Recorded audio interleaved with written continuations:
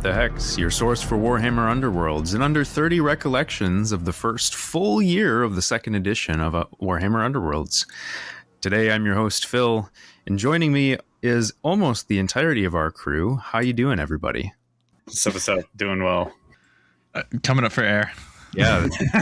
New dad's surviving here, just barely, it sounds like. Prepping for the same thing for me. Surviving and thriving, one of us.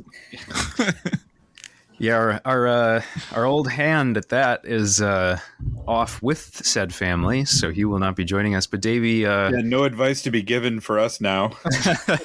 He's like, my advice is only free for Underworlds. But he is joining us in spirit for sure. Helped put together some of these notes to call some stuff out. But for today's episode, we are all here just to sort of reminisce a little bit. We're going to have a year in review, talk a bit about what we did, what the community did, what the releases were, how we felt about this first year of the new season, new edition, I guess, of Underworlds. And so that being said, as we usually do, we'll start things out with our community shout outs. Guys, you got anything you'd like to shout out? Finally, somebody made a board strategy article, Fish from Spent Glory. So been reading through that as I get breaks with the kid, but back to work now. So even less time. This is the new reality. Yeah, work and kid. Now it's really setting in. Anybody else? No, I've been hunkered down. I guess actually, the one article I think I've managed to read during this time was, funny enough, another Fish article. So I guess just shout out Spent Glory and all that you do. Yeah. In that vein, Davey left a little note here saying the meme game from Fish has been on point of late, which I honestly have not noticed, or I guess I have been negligent to the meme game, but we've all been busy with the holidays. Shout there, Fish, for your memes. Keep it up. We are all meme fans here. The article I caught was his on Raging Slayers combined with Emberstone Sentinels. That's because first weekend home with the kid, Brian and his wife Brenna actually came over to kind of help us out with what we called new parent boot camp, and they literally spent 3 nights at our house, which we're just forever grateful for. Like, that was the best way that we could have imagined, starting this journey. And so, Brian and I would stay up with the kids on the rotation and give the wives a break. So we played a little Underworlds, and I was playing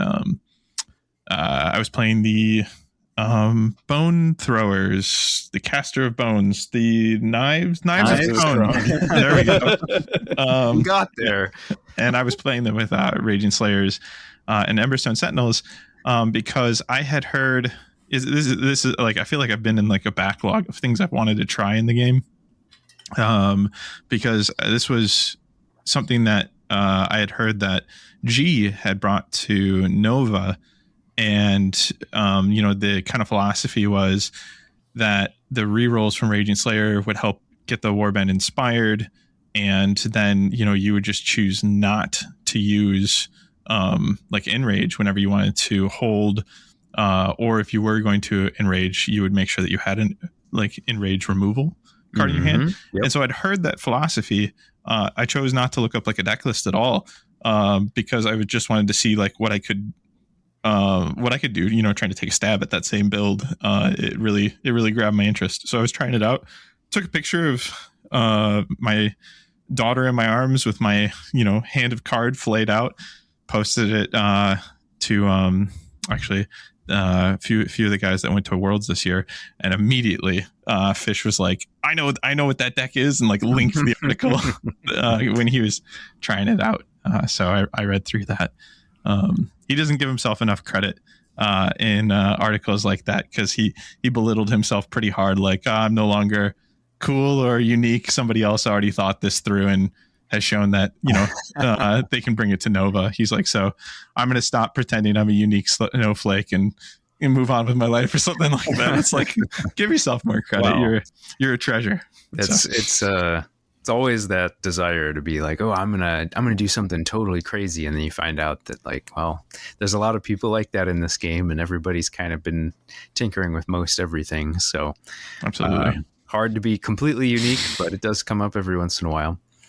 Only other thing that I'll shout out, Goonhammer and Staggerers blog put up articles just as a very quick recap of this surprise little balance update that we just got, which appreciate that, guys, because it was a small one, and having to go through and actually look up like in the download document, like all the things that actually changed can be a bit of a bear when it's small. So nice to have it succinctly laid out and given some thoughts as to what they felt about those changes. So absolutely appreciate it. Looking through the changes, it was pretty much just formalizing like a lot of the like rulings for worlds slash mostly correcting things. Yeah, mostly. I mean there were some rulings made for worlds that I'm glad were not in the updates. Yeah, some things that was like that probably not right. The difference between making a call in the moment for an event and, you know, being able to like look at the game as a whole and be like, no, this is actually what we mean or want, you know? Yeah. And then lock it in for forever. Yep. Or mostly forever, not truly, but usually a while between these updates, which we'll see here as we go through the timeline from this year. I think the only other things worth shouting out in there was like Furain was nerfed. It's like a once per round on her standfast now, which honestly, that's pretty reasonable, I think.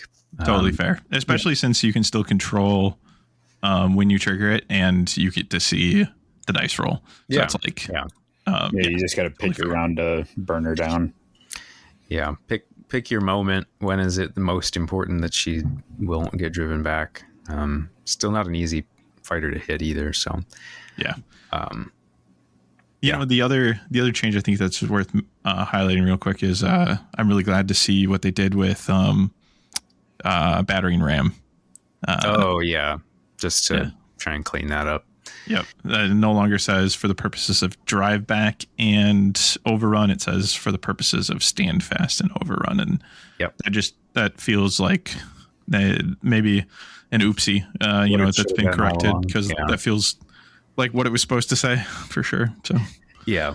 And just helps to be like, hey, this card does work. And like, we don't have game breaking interactions now.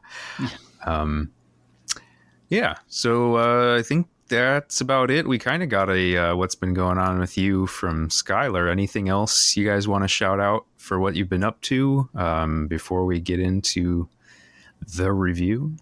I've just been prepping for the holidays, and I have my own event at Adepticon, so doing stuff and prep for that, building up hype, because the Adepticon event preview is up, and I will issue a sincere apology from us, but we were not able to get an event into Adepticon this year. If you've been looking for it, we don't have it. We were three new dads by that time.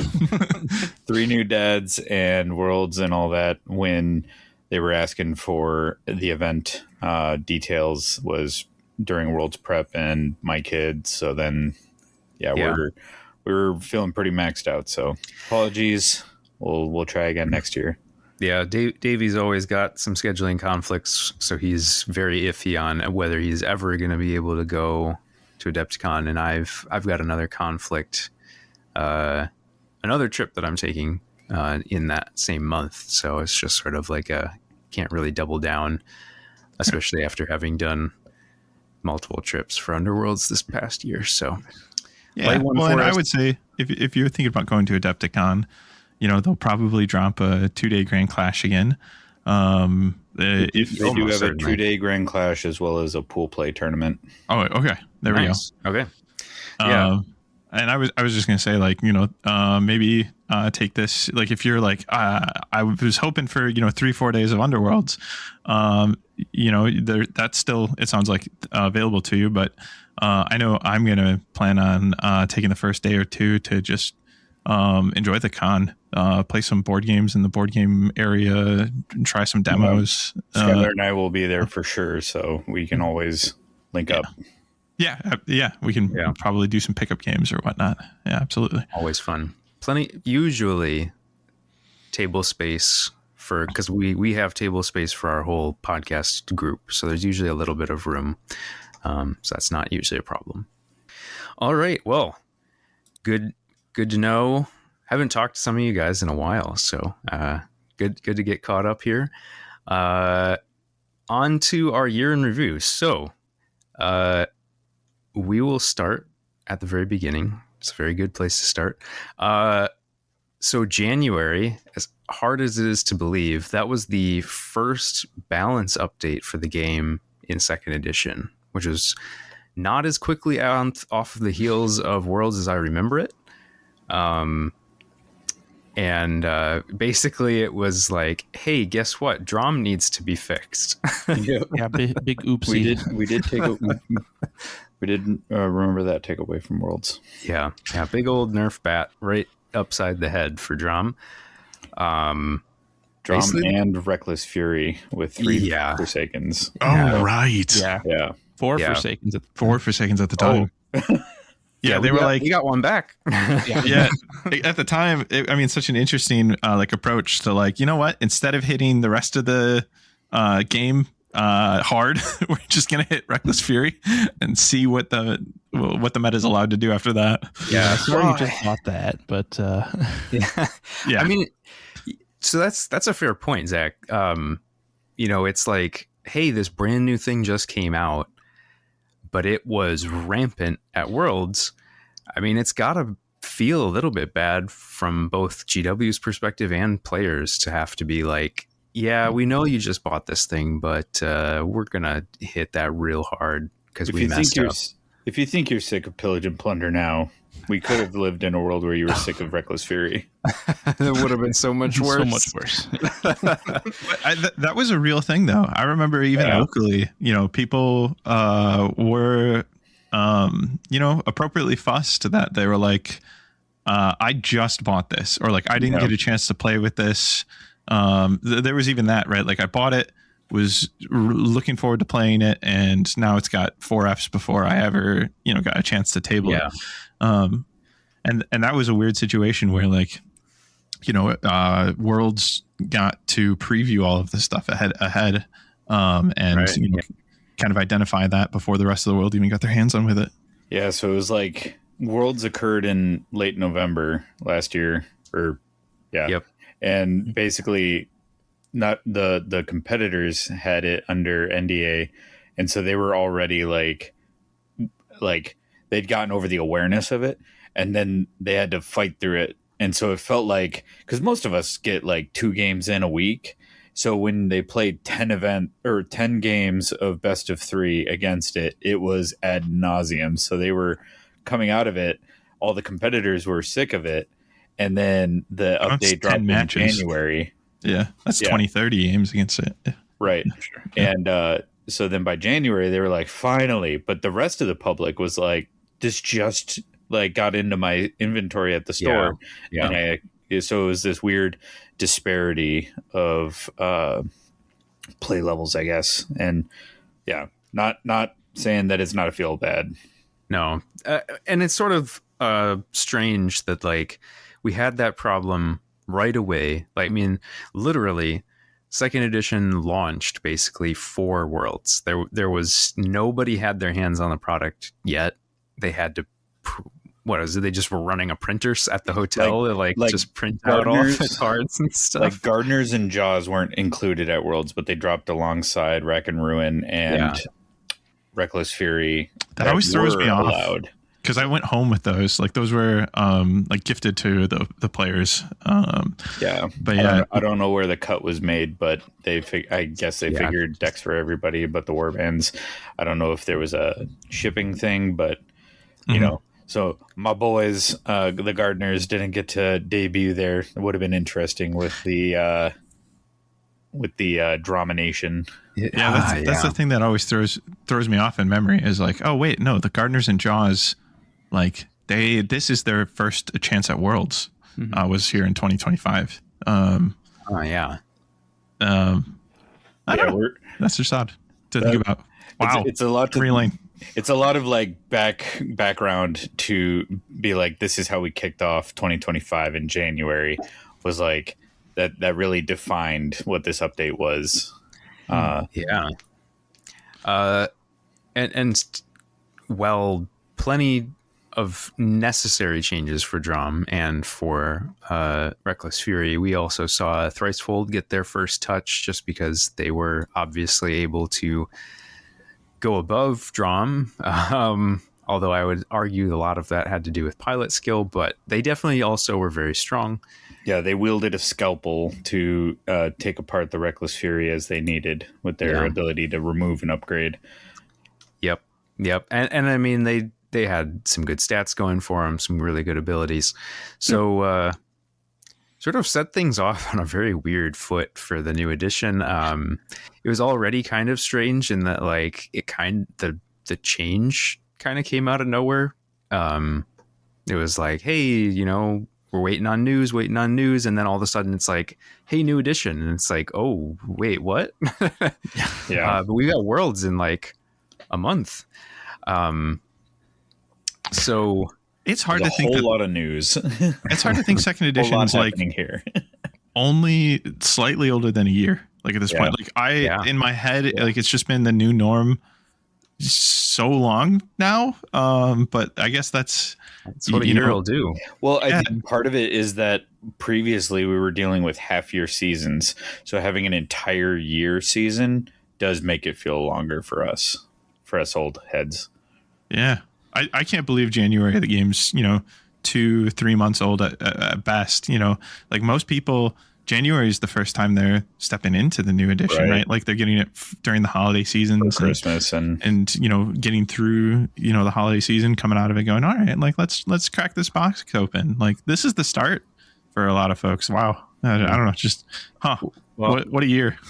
On that point, Zach, how were you feeling sort of as this new edition came out? Because you were still relatively new to the game, right? Yeah, I was less than a year in general, going into the new edition. So it didn't feel it was quite as big of a shock for me because I was still kind of getting used to some of the stuff, still kind of getting used to especially the old releases, right? There was still a lot of stuff I didn't know previously. Yeah, having to hound eBay. yeah, right. Did that plenty. But yeah, it was, I don't know, just a bit, I'd only been through one season change previous to that. So it just kind of felt like a doubling of the season change almost. That's fair. I guess kind of glad to know that it didn't feel quite so jarring to someone who was new because maybe just didn't know anything else. Yeah, everything I knew before then was cold related, right? So it just the ice hole. Some great decks from then though. Anyway, we don't need to go back that far. So I think the only other thing that went along with that is that update also went through and just did a lot of cleanup. There were quite a few like printing errors that had to be cleaned up from the initial release. Things that like were missing symbols off of cards. Things that were fairly easy to intuit as to like, well, that's probably how that should have been printed, but it's not. And then lo and behold, it should work as it always seemed like it should. So, and I think what was also really welcomed about that change occurring in January is that it was before Nova. So Nova also gives us this post-Worlds meta where you don't have Domination and Reckless Fury defining everything. LVO, yeah. LVO? What'd I say? Nova? Yeah. Brain dead. Who needs it? No, I think that's a good point too. Kind of good, I guess, that we actually ended up with double LVO this year.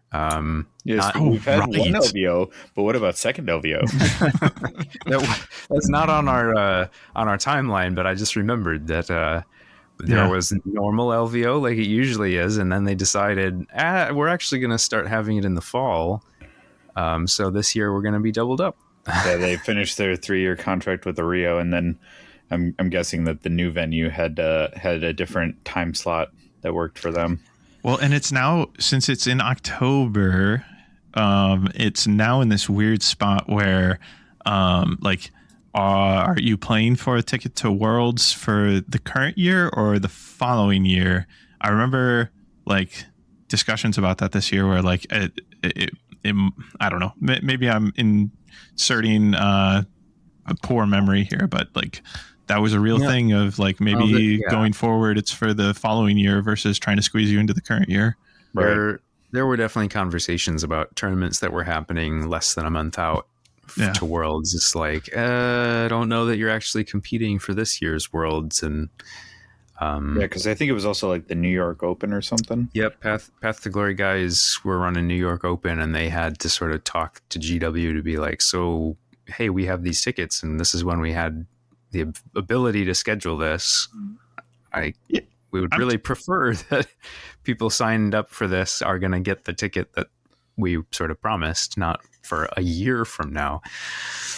I'm really curious to see if they'll kind of get like that ironed out so that the wider public understands like, hey, there's a cutoff date, and if you're at a tournament, you know, after this cutoff date, then you're competing for next year. Like really that'd be nice.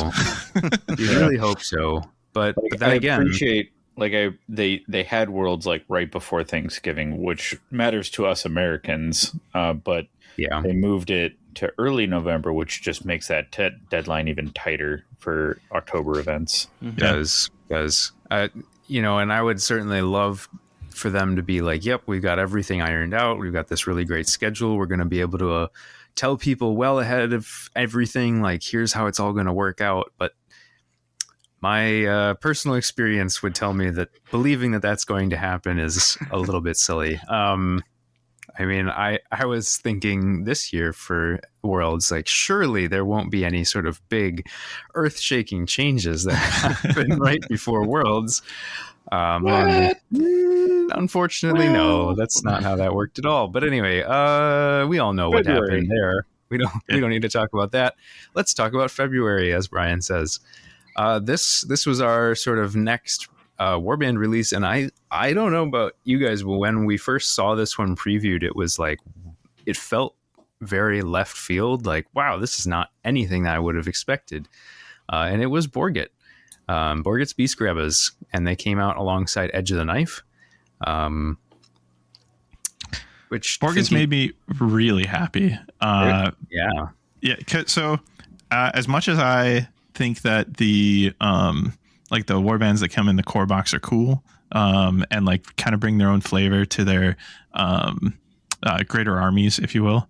But like we knew, like looking at AOS and you know everything else that's going on, like if they were going to put two factions up against each other, it was probably going to be Stormcast versus Skaven, and like it just kind of feels like they slot into there. Whereas like Borgit's like properly weird, like Underworlds weird. That's what like made me excited. Is like, what am I looking at? Like only in Underworlds do you see like that unique of model set, it feels like, and idea realized. So. Who here had 2 grots in a trench coat in their bingo card for the year? Right, and the alt art, if you haven't seen that, do yourself a favor. Oh like, my god, it's haunting for that particular model. I believe it. I mean, there's a lot going on all those models, so very flavorful. I think gets often get that kind of release of just like, this is old school GW weird, and they're just gonna always lean into that for the gets. So Borgia himself has such an old world vibe. Very much. Like old world goblin snickrot. And I guess before that we'd seen Jaws and Gardeners. And for me, you know, outside looking in, they kind of just fit into like the mold. A unit. Yeah. Right. So Borgit's felt like the really first like special like Underworlds edition. Kind of that motley crew, like Ephelum's Pandemonium sort of thing. Right. Although I will say, Well, I'd say more like black powder, like out of nowhere. It's like we've got a swashbuckling pirate, yeah, it's like never expect that. those types of things that we used to see. Yeah. I do feel though like we got something pretty unique in all the different demons, and like having the fly and like having the pot belly that's like literally a belly, like I don't know. They really did a pretty Underworldsy take on the demons for Nurgle there. At least in my opinion.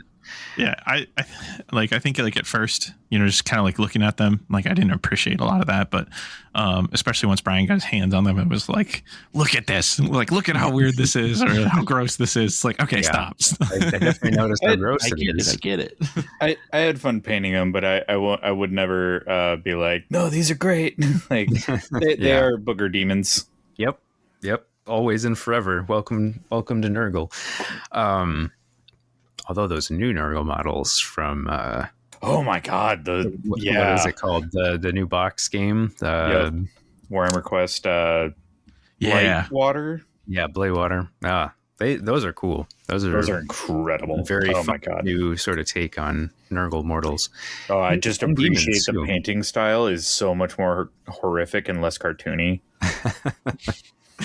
Okay, we're getting ahead of ourselves. You tell us how you're really getting ahead of ourselves. We went from Borgit to Gardeners. Okay, it's fine.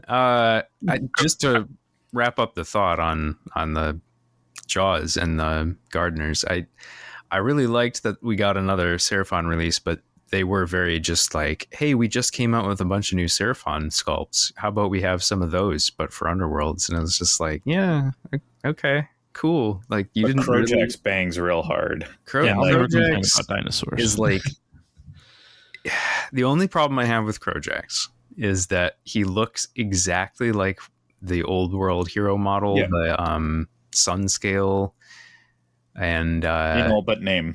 Yeah, right. And it was just like, oh, I totally bet they were like, someone was like, hey, we're going to make that hero again. And then they're like, no, we're not going to do it. And then they're like, well, we've got this sculpt. What are we going to do with it? And it's like, oh, Underworlds, they need new stuff. Underworlds, yeah. But yeah, so, I mean, it sounds like we all were feeling Borgits, right? It's just sort of like, oh, this is weird, cool, different. I certainly played them right out of the gate. Didn't love the fact that there was some stuff where it was like, well, wait, does the trophy like last the whole game, or does it end like right away? So I kind of ended up shelving them because this was shortly before, like we were just getting into our prep for Adepticon. Yeah, right. I remember that. I don't want to prep a warband that I don't know how it's going to get ruled. Not that it would have made a huge difference, but like I don't know. I just felt weird. Yeah, I'm surprised that we haven't seen more of Borgits in general. Like locally, we always had Bobby playing them at the very minimum. But I don't know. I've felt that warband is just solid this whole time, and I just feel like they're like always on the edge of competition. At least when I'm on the outside looking into different events, I'm like, "Where's Borgit?" I don't know. Maybe they're not as good in practice as I think that they are. But perhaps a jack of all trades, master of none, but always a contender. I also think the non-Uglog models sometimes just blow up. Very much so. Just down a bunch of models early in the game doesn't feel great. Yeah, that's fair. And if you lose Uglog early, then it's kind of like, well, now what am I doing? And there is, I don't know, their Inspire pushes you so much towards pillage. I think there's maybe a side on, like tacked on, like I don't really want to play pillage. Sure. If I'm playing Borgits, I'm probably playing pillage. So maybe there's some of that. I don't think that had really set in yet this early in the year. I could be misremembering, but I don't know if you guys remember. No, I don't think it had set in. Yeah. In fact, I remember thinking that it was cool to have like a release come out and push one of the core decks. Like in my head, it was like, yeah, I remember that. This idea of like, oh, like if you pick up Borgits, like you know, like you have an easy in with like Pillage. You know, like we're pushing you in this direction in like explore the game, you know, sort of a way. Like this warband explores this very well. For sure. And I think if it hadn't turned out that Pillage is just really, really solid, that actually would be really cool to just be like, hey, this warband pairs absolutely perfectly. If you're new to the game, this is the right thing to do. You don't even have to think about it. Start there. Yeah. But it just eventually people caught on that both Gits and Pillage are overtuned, and we saw way too much of both. I mean, Jaws and Reckless do that. The arc of the year. Jaws and Reckless, yeah. Funny enough, though, well, anyway, we'll talk about how Jaws sort of made their very long, circuitous route to Worlds this year, and how they are not even playing what you'd expect. But so we sort of danced around a little bit so far, but Edge of the Knife came out with Borgits. That didn't really make sense, did it? Not a whole lot. No. I remember looking at that deck and thinking, oh, this is going to be cool for Swarms, and then like couldn't really figure out who was supposed to use it. Yeah.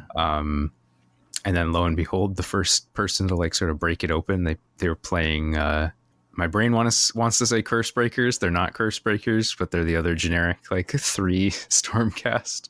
Which one? There's like 4 of those. No, I did not help. Ember Watch? No, the Castigators? No, yeah, the Castigator. No, the ones that just go bonk. The hammer guys. They came out. Yeah. Condemners. Yeah. Condemners. Okay, yeah. We obviously play a lot of Stormcast. But yeah, it was sort of like, I don't know. I was very surprised at first where I was like, oh, that's really cool. Edge of the Knife works with these like elite aggros. Mm-hmm. I don't know if you guys were sort of feeling that way at first. No, it definitely took a minute, but I ran a whole one of our seasons playing Jaws with that, and the deck that our undefeated player at Q3 ran was Edge of the Knife Jaws with Reckless Fury. Yeah. And I guess, the point of asking the question is I got to a certain point where I was like, this was supposed to be a deck for the hordes. Right. And I feel betrayed. Yeah, I took a moral stance against that. I've got such a mixed feeling with Edge of the Knife because I feel like it makes, especially like this early on in the game, so like life, it makes sense to try to like cater each deck to like as many warbands as possible.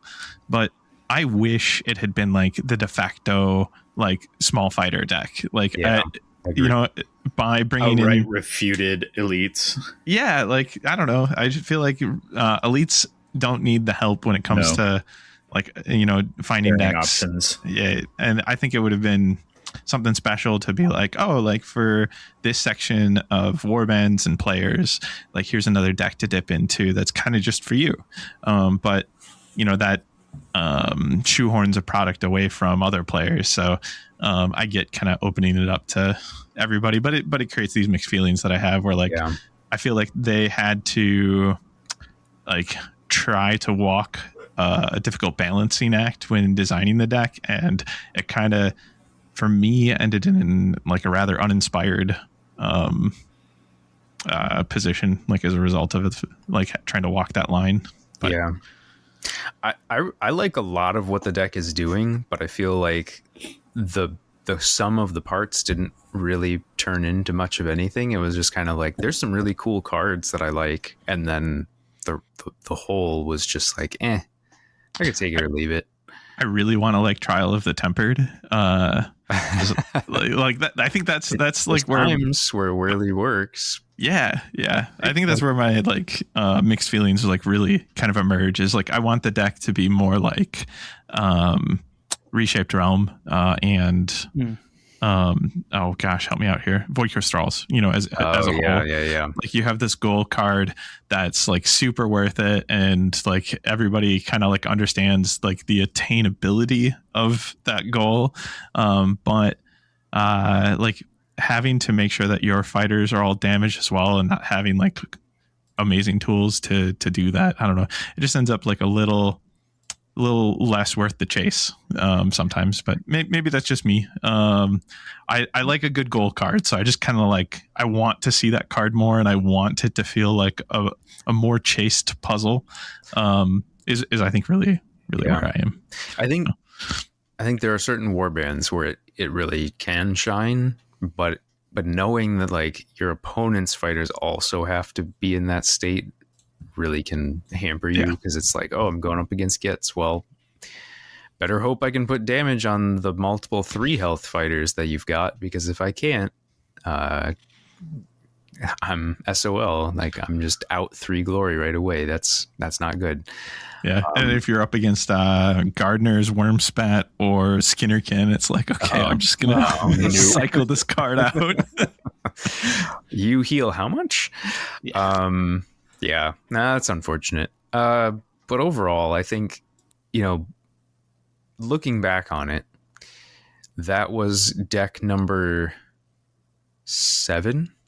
Mm-hmm. And I think Edge of the Knife kind of was, for me anyway, it sort of felt like a turning point of like, we kind of have like a real release of decks now. We're not just playing with the box, starter box. So in that sense, I did appreciate the extra options, although we still didn't really see anybody using the other options yet in competitive play. I don't feel like.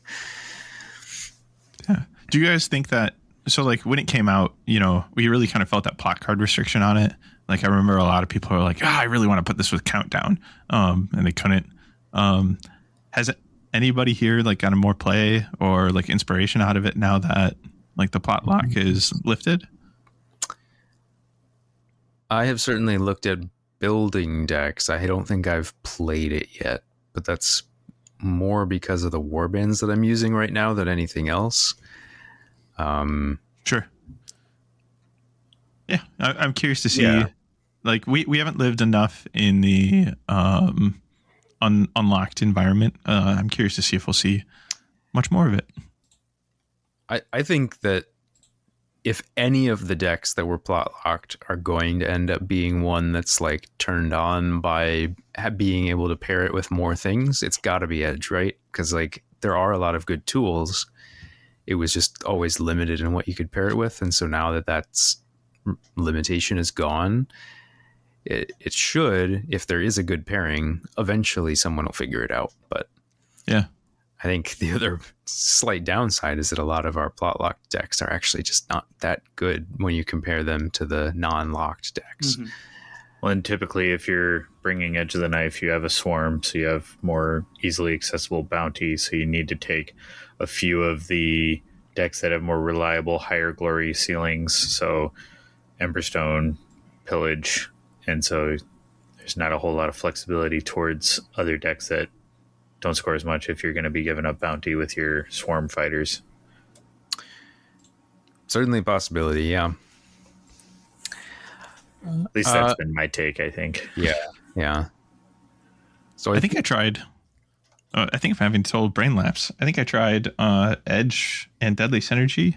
I at least built it up with Ghosts. Maybe I'll make sure that I try that again here in the near future, or maybe for the first time. I built it. I can't remember playing it. It's I know the double kill leader that really. Oh right, yeah, that kind of like threw me off. Yeah. Mm-hmm. And fate scoring ends up being a little rough there. I think you can take like everything else though. I don't know. I'll get I'll report back. A deck there, but yeah, I was playing Edge with Thorns, and really liking it with their new release, because we have that to get down to in October. Yeah. So we had a bit of a gap then after having sort of January big updates. Pretty much everybody gets their hands on everything. February, we get some new releases. Then it's all the way to May before we see anything else. So, that's... I think this is where we start to feel that it's like the cadence of the second edition is really more quarterly. And I think that that's probably good, but it really started to set in, I think, at least for me, as to just like what that pacing was going to feel like because I don't know about you guys, but I was like really itching for something new by the time Knives and Realmstone Raiders came out. For sure. Yeah. I think in particular because it's another example, especially for us who'd been around for a long time, of a game or the game resetting and like needing to build back up to like full mass. Yeah. Because, you know, we used to be in that rotating 2-year cycle.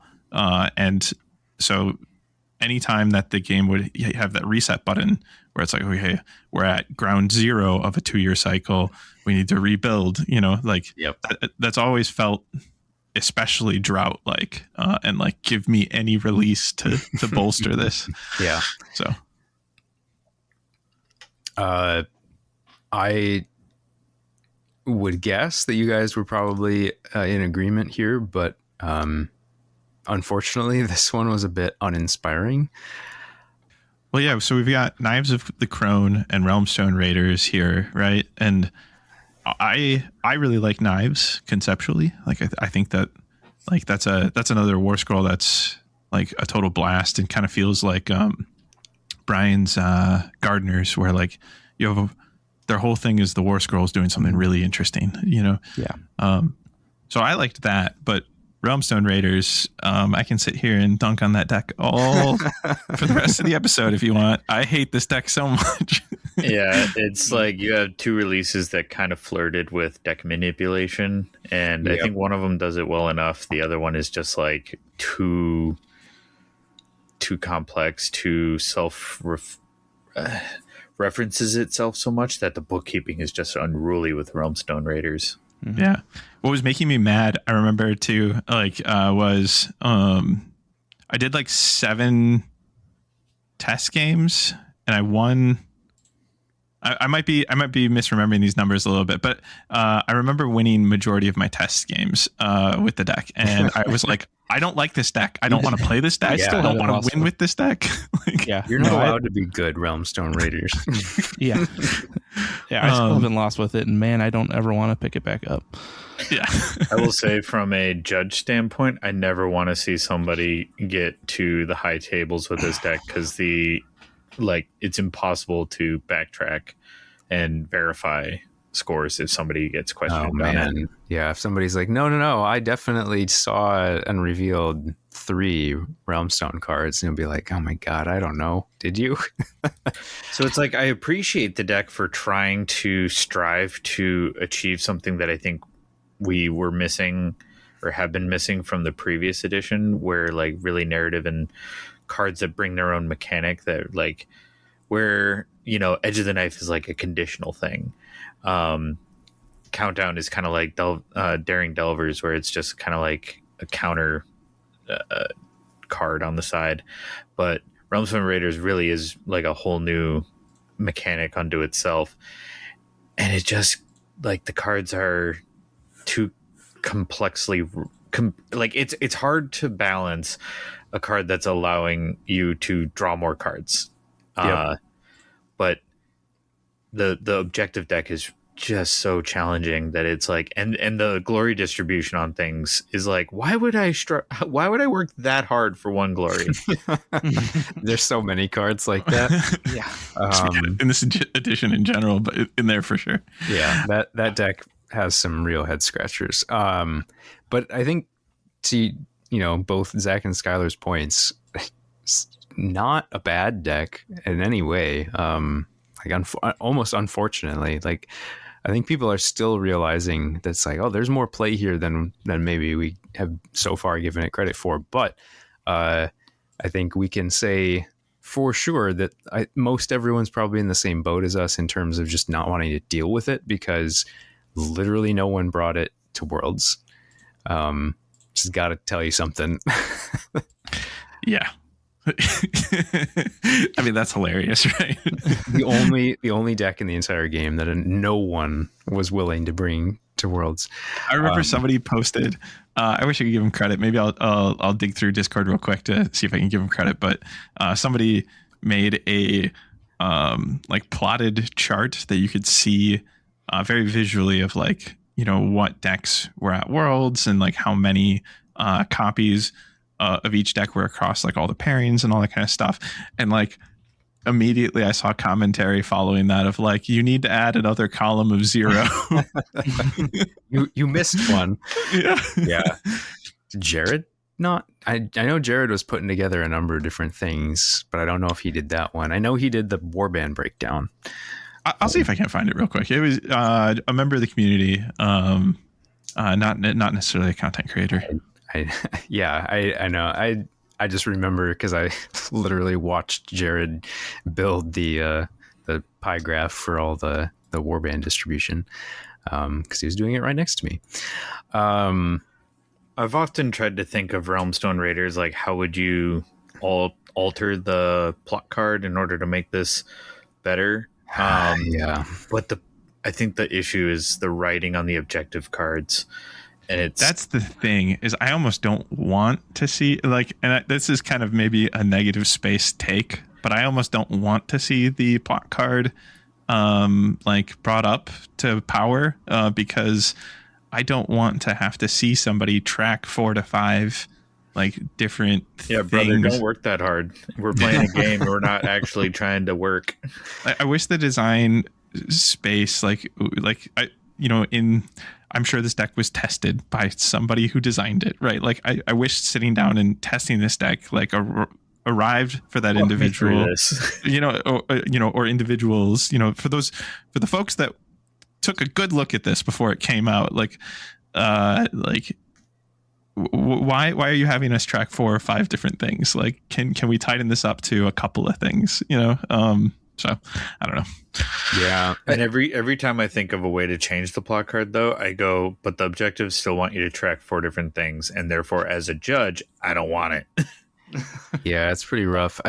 I mean, it's one of those weird things. So like, a lot of it, I think, is because it's hidden information. And so trying to track it is super difficult because there's no way to go back and validate, because it's like you can't go and look at the bottom of your deck again, or you can't go and look at the top of your deck again. Magic gets around this by anything that's ever been revealed is now public knowledge. Anybody can always reference it because it's already been revealed. So like if you see the top card of your deck, you can just leave it revealed because everybody knows what it is now. It's not supposed to go back to being hidden information. But we don't do that in Underworlds, and I think it would cause probably more headaches than it's worth to try and write that into the plot card to be like, now once you've revealed the card in your deck, you have to have like a separate pile of the cards that are revealed. They're still in your deck, but like, no, there'd be no way to do it. So yeah, I don't know. I like the attempt. I'll give you an A for effort.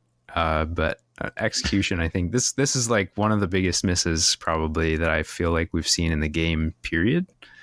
I think to give the design team the benefit of the doubt here, because I totally agree with you. It feels like throughout our time with the game, there have been things that like come out and you're like, did this work differently up until release? Yeah. Like, it feels like that before the final deadline, and they're like, "Oh, nope, change it. It's too good or too bad," and then didn't get play tested again. Yep. Yeah. We'll never know, but if somebody wants to DM us something, we won't say anything. Man, I would love to know if that is really the case. Alongside both of these releases, and I suppose before I move on, it's worth noting, I think knives are fine. I've been beaten by knives. I've beaten knives. I think they're like they're kind of like Borgets, where it's like they could be competitive, but you just don't really see them. And that's okay, because for people who love them, they can play them and they'll always be able to play them because they're never going to be like crazy out of whack in terms of balance, I don't think. Yeah, they're never going to get nerfed. Yeah, like if anything, they'll have to get buffed, but probably. I'd love to see something that helps smooth out the variance for them. Yeah, because they can spike really hard. It's casino dice all over again with the Daughters of Cain. Shocking. It's not like this is the third, fourth time we've seen that. But yeah, I do really like their mini game. They've had 3 warbands. This is definitely the second in a row. Morgoith's Blade Coven was kind of bleh. Weird. I wouldn't even Got say that they Shadeborn were too. So this is the casino. fourth one. Oh, Yeah. Oh my god! I was like, I always yeah, forget I that they care, that they count. Like I always count them as Umberneth. Yeah, well, technically not a thing really yet in My AOS. headcanon says so. You would think after 10 years, I read a wiki. AOS would have gotten to Ulgu and have released some Shadow Elves, but nope. We've had Shadow Elf models since Silver Tower released, which came out the same year as AOS launched, and have yet to actually see a like real army release for Shadow Elves. So or Kernothi, but times are changing. Yeah, new news on that one. Wait, what? Well, in terms of Spitewood, but Oh, okay. yeah. I mean, Sorry. I just I got excited. a really cool- he's like, full army release. Tell me more. He's coming up for air, guys. Like, Yeah, but real quick, the shout out should go to a Nike Rim. I'm probably butchering that, but oh boy. shout out you if you're listening for tossing together that Well, very graphic. very for the whole cool, community. very good job there building out the spreadsheet. I'm sure the whole community appreciated that, to have a quick visual. To go along with those releases, May also came with our second balance update, and this one was more substantial. This one had buffs to a bunch of different things, changes to certain warbands, a few nerfs. Mostly this was just adding a bunch of stuff to the restricted list. I think is really the biggest takeaway, is like this sort of set in having to make real choices with the restricted list. Right, because the first balance update in January was indeed just those Forsaken cards to let the meta breathe and find, what else needed restricting. Yeah. So shockingly, when 27 of your 50 players at Worlds are all playing the same thing, you don't get a lot of data. Weird. No takeaways, except that we need to deal with that. Yeah. I don't know. Was there anything from this release that stood out to you guys? Anything that felt good, bad, indifferent? I remember at the time I wasn't happy with the ability for countdown players to manipulate. Like, oh, I'm going to get to the edge of one and I'm going to stay here until I've scored. Wreckers, Yeah, Wreckers. Oh, now I'm past Wreckers. Okay, I'll switch over to Spread Havoc. Like, so I remember being really excited to see that change come through. That countdown became mandatory. I remember the other thing, that stood out to me the most was that Crimson Court, got a rewrite. All the jokes that came forth from Zach in particular were gold. I'm like, hey, are you guys familiar with the new warband that just came out? I mean, they basically were. They needed it. Oh man. Whoever thought that having to discard multiple cards to inspire your fighters was a good idea while holding, man, that was rough. There was never a world where that was ever going to be worth it. I would have to say, I feel like landed in a pretty good spot with them, because see them every once in a while, but they're not a problem in any way. Like, they feel a lot better now, having played both the original and the new version. Definitely fun to play now versus completely unfun before. Yeah. Ooh. Yeah. Unfun is definitely what you want from your games, right? No, I mean, so that's always nice to just have like a really decent quality of life update. I see from the notes, Black Powder, this is where Black Powder kind of got some more value out of his abilities. Gun go boom. Sort of puts, I mean, it's like he already had all of his eggs in one basket, so they just doubled down on that. But I mean, that's one way to do it, and I think it kind of works. I will definitely not say that the warband's good, but they are certainly more playable now. Yeah, I mean, he's the only range 2 damage fighter, so still hasn't made a splash in the competitive scene, but more fun for those who love him. Yeah. Well, I think those Grats still do nothing, so they're holding them back quite a bit, I think, at this point. Noblars alongside Ogres Noblars. seems to be a theme now for GW, in that they don't want them to do anything. Yeah, They are. I want Rothgorn to be. I want Rothgorn to be fun enough that like we see it more, because I think that War Scroll is an absolute blast, and it's kind of the same with Black Powder. It's like there's people out there that love these weird ogre-led war bands, but if they're just bringing along a liability, it can be hard to play. They're it's a really tough balancing act, though, and we've seen this before with Mollog too, where it's just like you got this one really big scary fighter, and if they end up being too good, things get out of control really fast, and it's hard to deal with. So you try and balance them by making the rest of the warband basically bad as like an anchor, but then it's like, if the big guy's not good enough, then the whole warband kind of falls apart. Then don't envy anybody who needs to balance those 3 warbands, I'll put it that way. Yeah, when I got into the game originally, like Mollog was the only one that was out. Rothgorn came out within like a year, and then later down the line Black Powder. And the reason I mention this is I just remember always being fascinated by the announcement of a new big boy war band. I was just like, oh, how are they gonna fix the problem this time? Like what have they learned? Like what have they thought through? I remember being enamored by like just that thought experiment anytime I'd see one of these get announced. I think in this edition it's even harder, like somehow to balance them, because you can't you don't have their own deck, as a lever to like pull against them. Right. Yeah. But I don't know. It seems so far like give the big guy the juice, let the little guys do nothing, and see if the players can figure it out. Sure. Yeah. You even left out Kanan.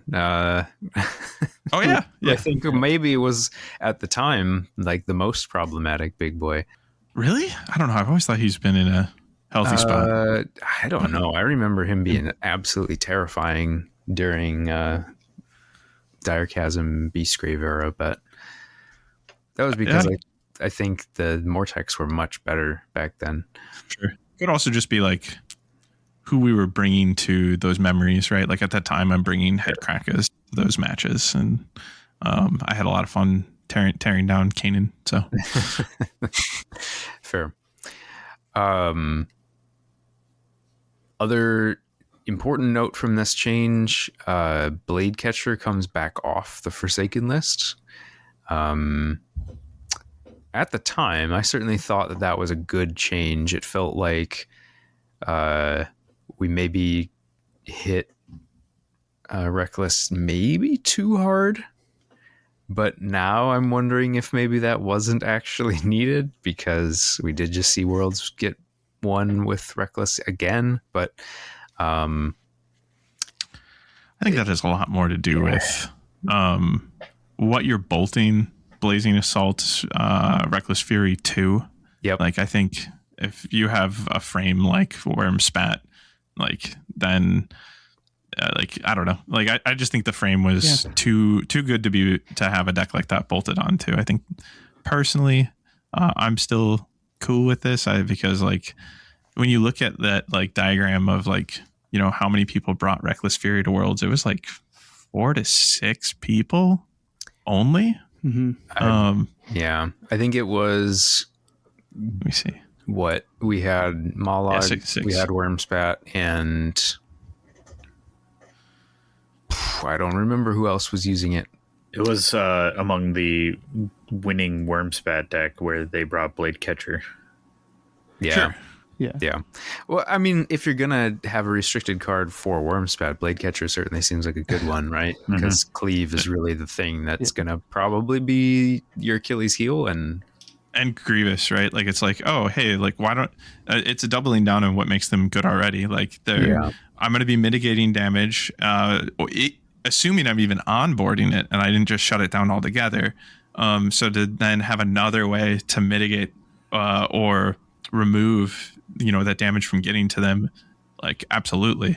So I think if you see Barf perform that well, then you have too good of a frame that it's performing well on personally.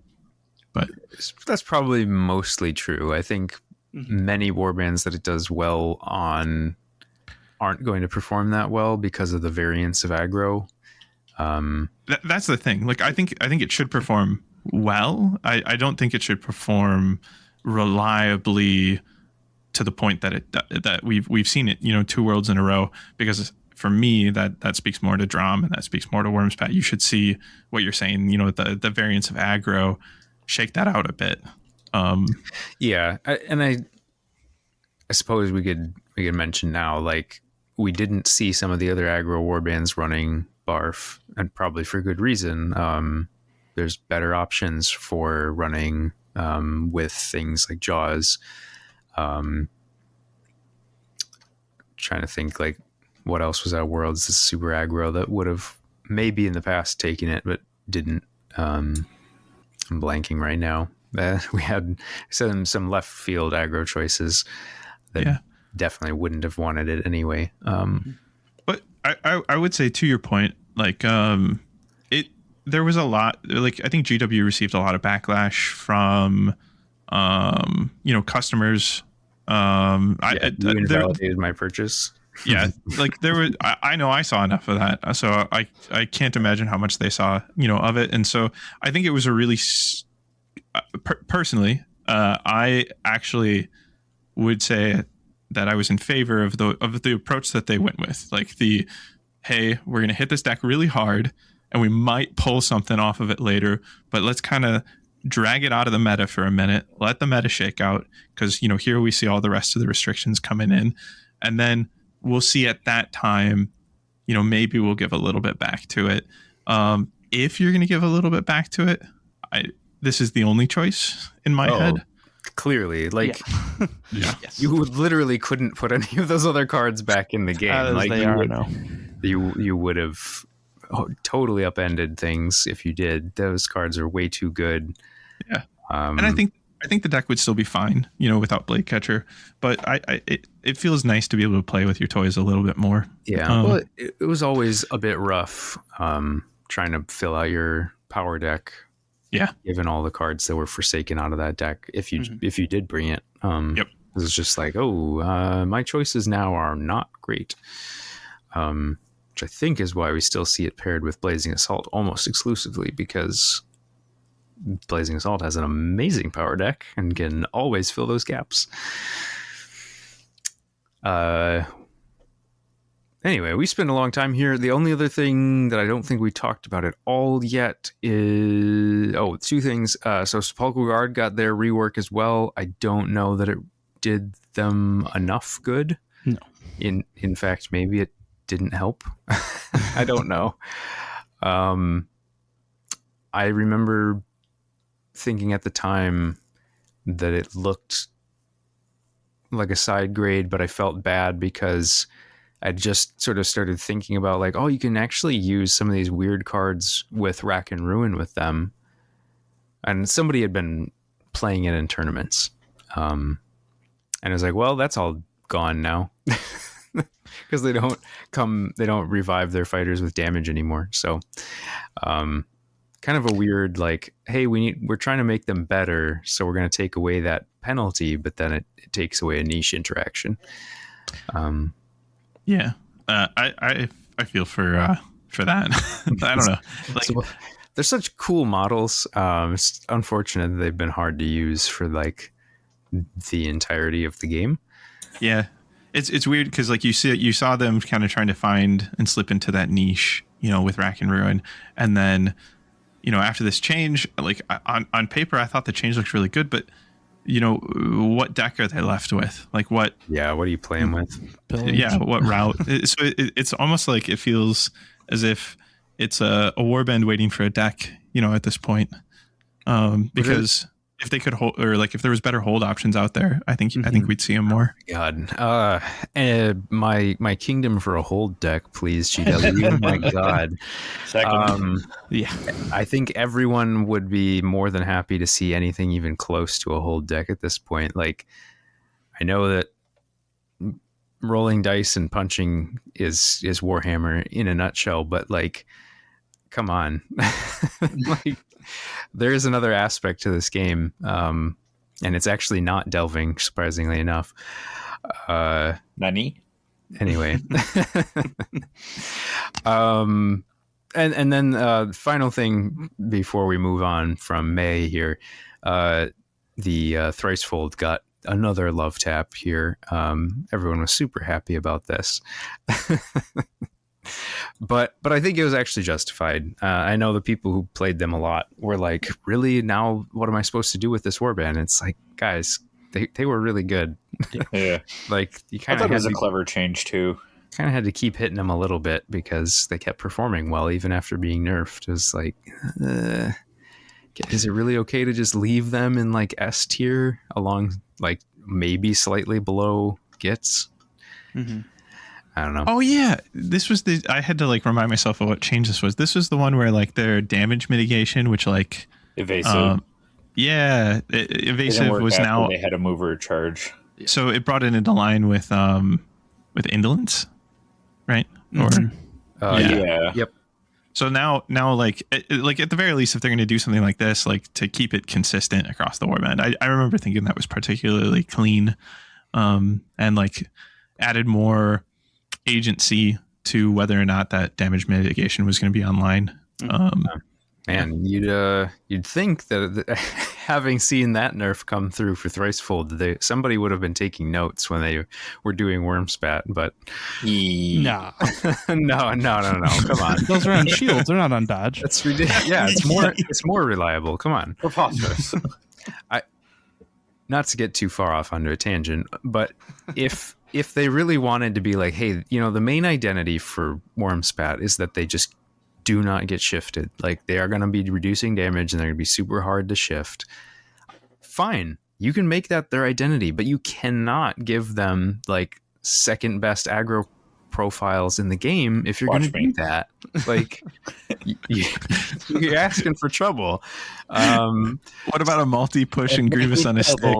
Oh man, yeah, their worst scroll is probably one of the most flexible. You get -2 move instead. Yeah.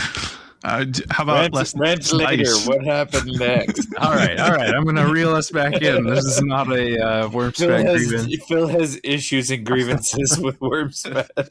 I'm going to reel us back in. I did a bad. We've got plenty more to cover here, and Wormspat doesn't need to be covered. We've probably talked about it. Other folks have talked about it. They won Worlds. Everybody knows they need some changes. We're still talking about it. Hopefully, the next balance update will get them back in line.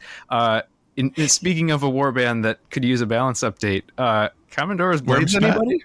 Oh, that was our next release. We had July here, middle of summer, and we got Commandora's Blades and Raging Slayers. I feel like it's Gummandora's Blades because they don't have lips. It's just the silly memes that came out of it were pretty spectacular. Mad Max War Boys. Does anybody like? I actually love the idea of the warband, but like, man, those models rough. Did not like them. There's some good paint jobs out there on them. Yeah, there are. You just have to paint them gruesomely, which GW box art won't do with. We've figured it out that like essentially if you've been wondering why like some of the GW box art doesn't get like gruesome or grimdark enough, is because like selling in different countries, some countries don't allow you to depict certain things like blood, and so something like Commandora's Blades, they can depict the organs and the gums and wounds as though there's like tissue and all that, but blood, no, that doesn't exist within. These must be desiccated, dry corpses that have no fluid. So, like, you blew my mind with that little like fact drop. Yeah, when it came out. any poison dagger like is actually like sculpted blood. Typically, they just have to paint it like poison because they couldn't paint it like what other fluid. Sure. Well, so I mean, good to know. I still think that the sculpts were uninspiring for me anyway, but I do love corn and The skull sculpts, you mean, or skull scalps? Like they all have a skull on their head. Yeah. Is it Jake? I think Jake of Goonhammer like shaved off all their top knots. Yeah, and made them look 10 times better. I kind of liked it though because it was like, oh no, these guys are headhunters, so like their whole thing is that they're like displaying trophy skulls, which I get it. I don't know. I thought that was actually like a different sort of look for corn. Phil, are they inspired or are they uninspired? Pick a lane. I don't think they're boring, but like that was one thing I did like about them. So that was like the one thing where I was like, well, this is sort of a redeeming like. And if that wasn't enough fun for you, then you also have corn dog. Yeah, they did have a corn dog. I actually really like that sculpt. I think he's cool. I like how prancy he is. He looks happy to be here. Legane's just like, get out of my lane. He's so happy to be spilling blood and taking skulls. I mean, because really, who isn't? But mechanically, I think this warband felt very interesting, but I didn't get a chance to play it until we got all those new big box releases, and they've been completely invalidated. So. They need a new lease on life. They had 3 months to live, but like not live well. Like they've never done enough damage, and so it's like they've kind of just got this like unique bleed thing going for them. And then 3 months later, a whole bunch of better stats come out just across the board, and it's like, okay, now they really don't have like qualifying stats to play ball. And like Skittershank is like, yes, we've had bleed, but what about barbs? Yeah. Let me do everything that you're attempting to do, but 10 times better. And your open wound that is bleeding. Yeah, but barbs are actually more painful. Like clearly. Yeah. Yikes. Yeah. So we look to the other half of that release to find something clearly that's very inspiring and awesome in Raging Slayers, right? You mentioned that Realmstone Raiders was a miss. This is 2 misses in a row. Yeah. This hurts. As a fan of the game at this point. The objective deck of Raging Slayers is offensive to itself. It's pretty bad. And like I kind of get where they were like, okay, if we're handing out free rerolls just for taking the deck, we've really got to make sure that the rest of the deck's not too good, or we're going to have another Reckless Fury on our hands. And I mean, kind of accomplished, right? Yeah. It reminds me of like warbands that used to come with a bad objective deck that was holding them back. It was like, man, I'm really glad like their cards are like hard to include because they would be insane otherwise, like it reminds me of that, where it's like the default thing that's in your face that it's bringing is so good that you're kind of happy the rest is not up to the bat.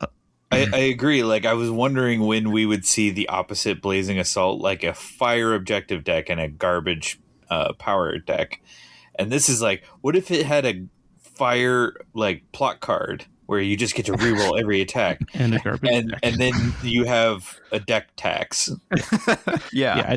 I think I joked the first week this came out that I had brought Reckless Fury Rivals with the Raging Slayer plot deck or plot card. Honestly, probably not a bad idea. There's some good cards. Like, I guess we can stop dunking on it. There's a couple cards in the deck that are redeemable that are like truly good cards. Unrelenting Massacre. Haymaker. Haymaker's a real one. Like, that's actually pretty good. I think Knife to the Heart is actually pretty solid. Haymaker is another reason I'm glad the objective deck sucks. Yeah, absolutely. I just love Phil saying that one's a real one. But I think most of the things in here that pulls an Enrage token off of you is really good, but like continues to like fly in the face of the objective deck. It does, very much so. And Which is- the plot card doesn't even have a negative because nobody remembers it. Well, that's a skill issue. I think plenty of people probably remembered that it existed, but there was just hardly any reason because, like, positioning is not the thing that you're doing if you're bringing Raging Slayers. You don't care if somebody's going to drive you back for the most part. If only the objective deck did care, and then you had to it brought its own counterplay. Yeah, but no. And I will say, like, as much as we're like, the objectives are bad and there's not that many playable power cards, we did see a handful of people bring it at Worlds, and they did pretty well with it. Like, I think the aggro potential is really there, and I mean, you have to respect the rerolls. It's pretty terrifying.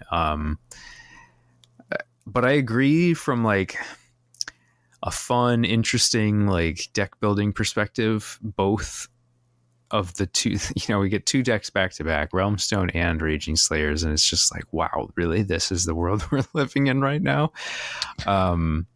Yeah, I recall like that aching. Like, it's like, we got the strong desire to fill out like the roster, for like what you can bring when you're building decks, and like this is not only what feels like two misses in a row, and so it ends up making it feel like even longer of a wait, until like something else, like it's two shots at aggro in a row, and it's like, no. Realmstone Raiders is a mastery, Skylar. Sure. Yeah. A mastery that like requires hitting. It succeeds on hits. Yeah. Exactly. You have to first hit, then master. Yeah. So I remember thinking, that like not only are we still waiting for hold decks or variety decks, it's like also these two aggro decks were kind of a miss each. So yeah, to some degree, pretty big like gap there of just sort of like, Edge was actually kind of aggro too, so it was like aggro. Thankfully we had Rack right before that, so like at least we had something else. But for the most part, we're living in aggro city. And then we finally get to October, and we get our big, huge dump of new release. We get Spitewood, sort of a refresh for the season, as the expansion, not a new season. Which is pretty formalized now. Yeah. With like the fact that you have to bring Aqua Gyranus with you to each game. Mm-hmm. Yeah. Some like consternation, I think, in that, like, hey, you now are required to have Spitewood, like, because you need those tokens, or at least one person who's playing needs to have bought it because you're going to need those tokens. Yeah. You can always substitute them in, right? Yeah. Obviously, you can always like use proxies, but I would imagine a GW hosted tournament is going to require real tokens, just like you can't use proxy models very often at real GW tournaments. It was not a move I expected to see. Like I expected them to be like, no. The only purchase you need is the core box, to play. So like, this is the first time they've released something that says like, oh, you also need this to play, from here on out.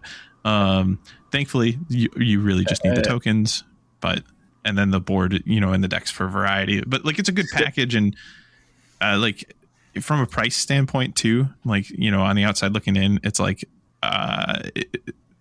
I'm totally fine to buy one box a year, to refresh my game. For sure. Yeah, no, I agree. And this is almost a year after the first releases. So really, Spitewood, although not being a core box, is kind of taking the place of a core box in terms of the release cycle. So it's sort of like, we would have expected to have these big box expansions every 6 months. Now we're getting them just yearly, and this one is pretty good, I think. And we finally get another board. So like, I think everyone wanted one anyway. So most likely everyone was going to be buying this box, if nothing else, for that board. My one gripe with this box is that it could have very easily included a rule book and dice, and then you literally could have played out of the box. And instead they're like, no, it's an expansion, you don't need that stuff. And it's like, but you included everything except those two things. The rule book is online for free. It is, but so then if they just included dice, then you could even make the argument like, hey, we're not selling the rules again because they didn't change. You can download them. That really bumped me out, because like it could have been Christmas presents, for anybody that's in the game right now that wants to pull other people in can be like, here's this for Christmas. Like, then you can face off against each other. Like, there's 2 really cool war bands in there, and I don't know, just a different starting point for players would have been cool. And we can still do that by like handing dice to somebody we're trying to get into the game, be like, here's a gift of Spitewood, plus here's the dice you're going to need to actually play with. But for somebody outside looking in, like, you kind of wish that this went what feels like a small little extra inch to like be that for players. So and I was half thinking like, well, I've probably got a few dozen extra dice just laying around, and no problem. But I'm remembering that like the only reason that is because I've bought all these core boxes that kept releasing dice year after year, and we don't have that anymore. So if somebody started in this edition and they've just got their 1 core box and they want to get a friend in, they don't even have extra dice to hand out. So bit of a weird one there. How about those warbands though? Yeah, 4 more Grand Alliance boxes, 4 each. Still a really good deal, like $25 per warband. Solid. And we saw like some of the recently released but not easily found digital. So like the warbands that had digital releases and they were recent enough models but not readily available. So like Thricehold. While they had been very prevalent in the meta because their War Scroll was so good after Emberguard release, the models weren't actually easily found. Like if you were getting into the game, there was no Thricehold Discord models. You could get the War Scroll for free online. So like seeing them re-released, we were like, what? But I mean, I think it makes a sense. Like, what was the other ones, like Zarbags and Mollog, which were from Thorns, the Zarbag, Mollog, Thorns. Spiteclaw was also in there, No, or not Spiteclaw. No. Spiteclaw Storm was older. No. It was Skittershank. Right, but Spiteclaw was were they in the last box? They were. Spiteclaw only has a digital right now. Yeah, Spiteclaw is digital only, and they were part of that box from the end of first edition that Rivals had of the Mirrored City. Yeah, it had Mollog and all the revamped seasons 1 and 2 warbands. Yeah, so that's where like that Rivals of the Mirrored City box like made sense. Thorns, Mollog, Zarbag, relatively recent but not readily available. Spiteclaw being the odd man out there. So but yeah. Otherwise, Wormspat finally coming back with an actual warband, like War Scroll and fighter cards that were extremely hot fire. Yeah, the only thing that allows for them to shine in all their disgusting glory is that they had to do a day 1 errata to the 2 actually true white hot fury war bands that came out, because if they didn't fix Gits and Exile Dead right before Worlds, I don't think we would have seen Wormspat do all that much. Yeah, that was the whole summer. People were sick of Gits, and then re-release Gits with even more buffs. Like, what? I forgot about that for a moment. It's just one of those moments. It's like, hey, I heard you hate seeing Gits all the time. How'd you like to see Gits for another year? What if they exploded into your face? No. yeah. I gotta assume that the wrong file went to print. Like, jeez, you'd hope. Because there's a lot to love in, or at least love, like whatever, in this update, the October update. So there's 18 warbands, I think 2 new decks, most board, everything all was that stuff. great. Yeah. We really just had those 2 outliers that were really egregious. And they got day one, so thank goodness. Yeah, and they had to. I mean, anyone who played against them, well, I won't say anyone because we had some people arguing with us about Exiled Dead online, but I would say Wellner. most people who played it with or against either of those warbands before they got errated were like, no, this is ridiculous. Like, there's no way this is fair. And to Wellner's credit, he totally identified that they were busted. But just like was having heartache with it. He's like, yeah, my favorite thing is also the most busted thing. And he's like, and he could see. He was like, I know what they're gonna do. They're gonna like pigeonhole them into this aggro identity. And I'm like, yeah, that's what they used to be. Like, and he's like, but if they do it, like, I won't have varied strategy. Like, I'll have to play aggro. And it's like, with the aggro swarm warband, you might have to. And then sure enough, that's what they did. It is what you used to do almost exclusively. So I don't know, like, maybe it's okay. But yeah, I would say that on the whole, especially after Worlds, I would say that we really landed in a really great spot with this set of releases. Yeah, I will say it feels like the game is seeing a bit of stat creep at this point.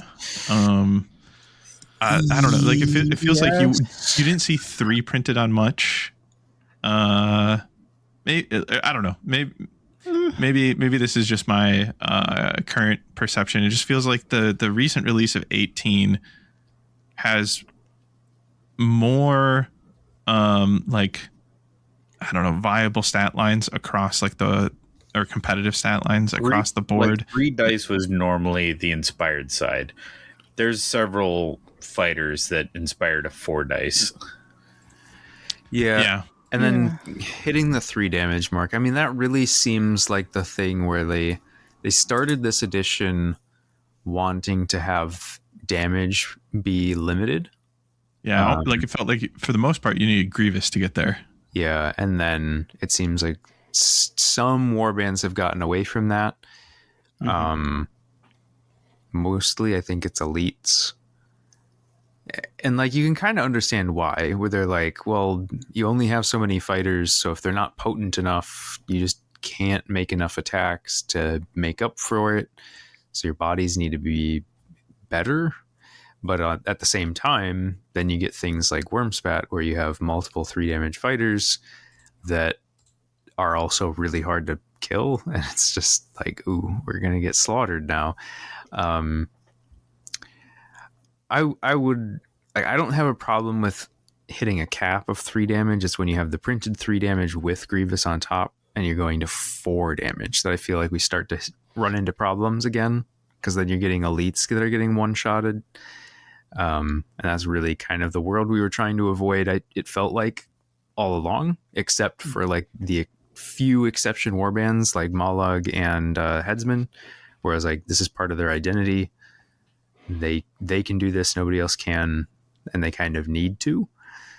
I will say, despite like my spidey senses tingling on like, you know, some form of stat creep, like the roster at Worlds, which comes off the heels of this, right, was like extremely varied, and it's delightful to see. Like, so I think like this injection overall and like where the game is at overall is in a pretty healthy spot for like being able to take a variety of warbands and do something with them. Like, I'm the type of player that wants to pick something I enjoy first and foremost, like that I'm excited about from a warband standpoint, and then figure out what to do to like play with them. And like, that's always been my favorite approach to the game. And I think that's very alive. Like, I think that's for the most part available to you, versus like feeling like you're starting off with a lame duck, you know, if you pick your favorite warband. I think that's less the scenario. Totally agree. I would say, the vast swath of warbands are all within a similar band of power level, and it's like any of these could win at any given game. Few outliers, and almost guaranteed to see some sort of balance update post digestion of the world's stuff. I mean, we already saw Elethanes get a small love tap in the December update. Have to imagine a bigger change is coming for Wormspat. Yeah, I think what was noticeable with that one is it kind of felt like we knew that ability, Phantasmal Forms, needed to be touched for clarity purposes, right? It's like to make sure that the ability functioned. Sure, yeah. And so it at least this is the way it felt for me, where it was like, they hit that like as they fixed it. Yeah. So it didn't feel like, that's the only thing that we're going to get. It just kind of felt like, while we're here, Yeah.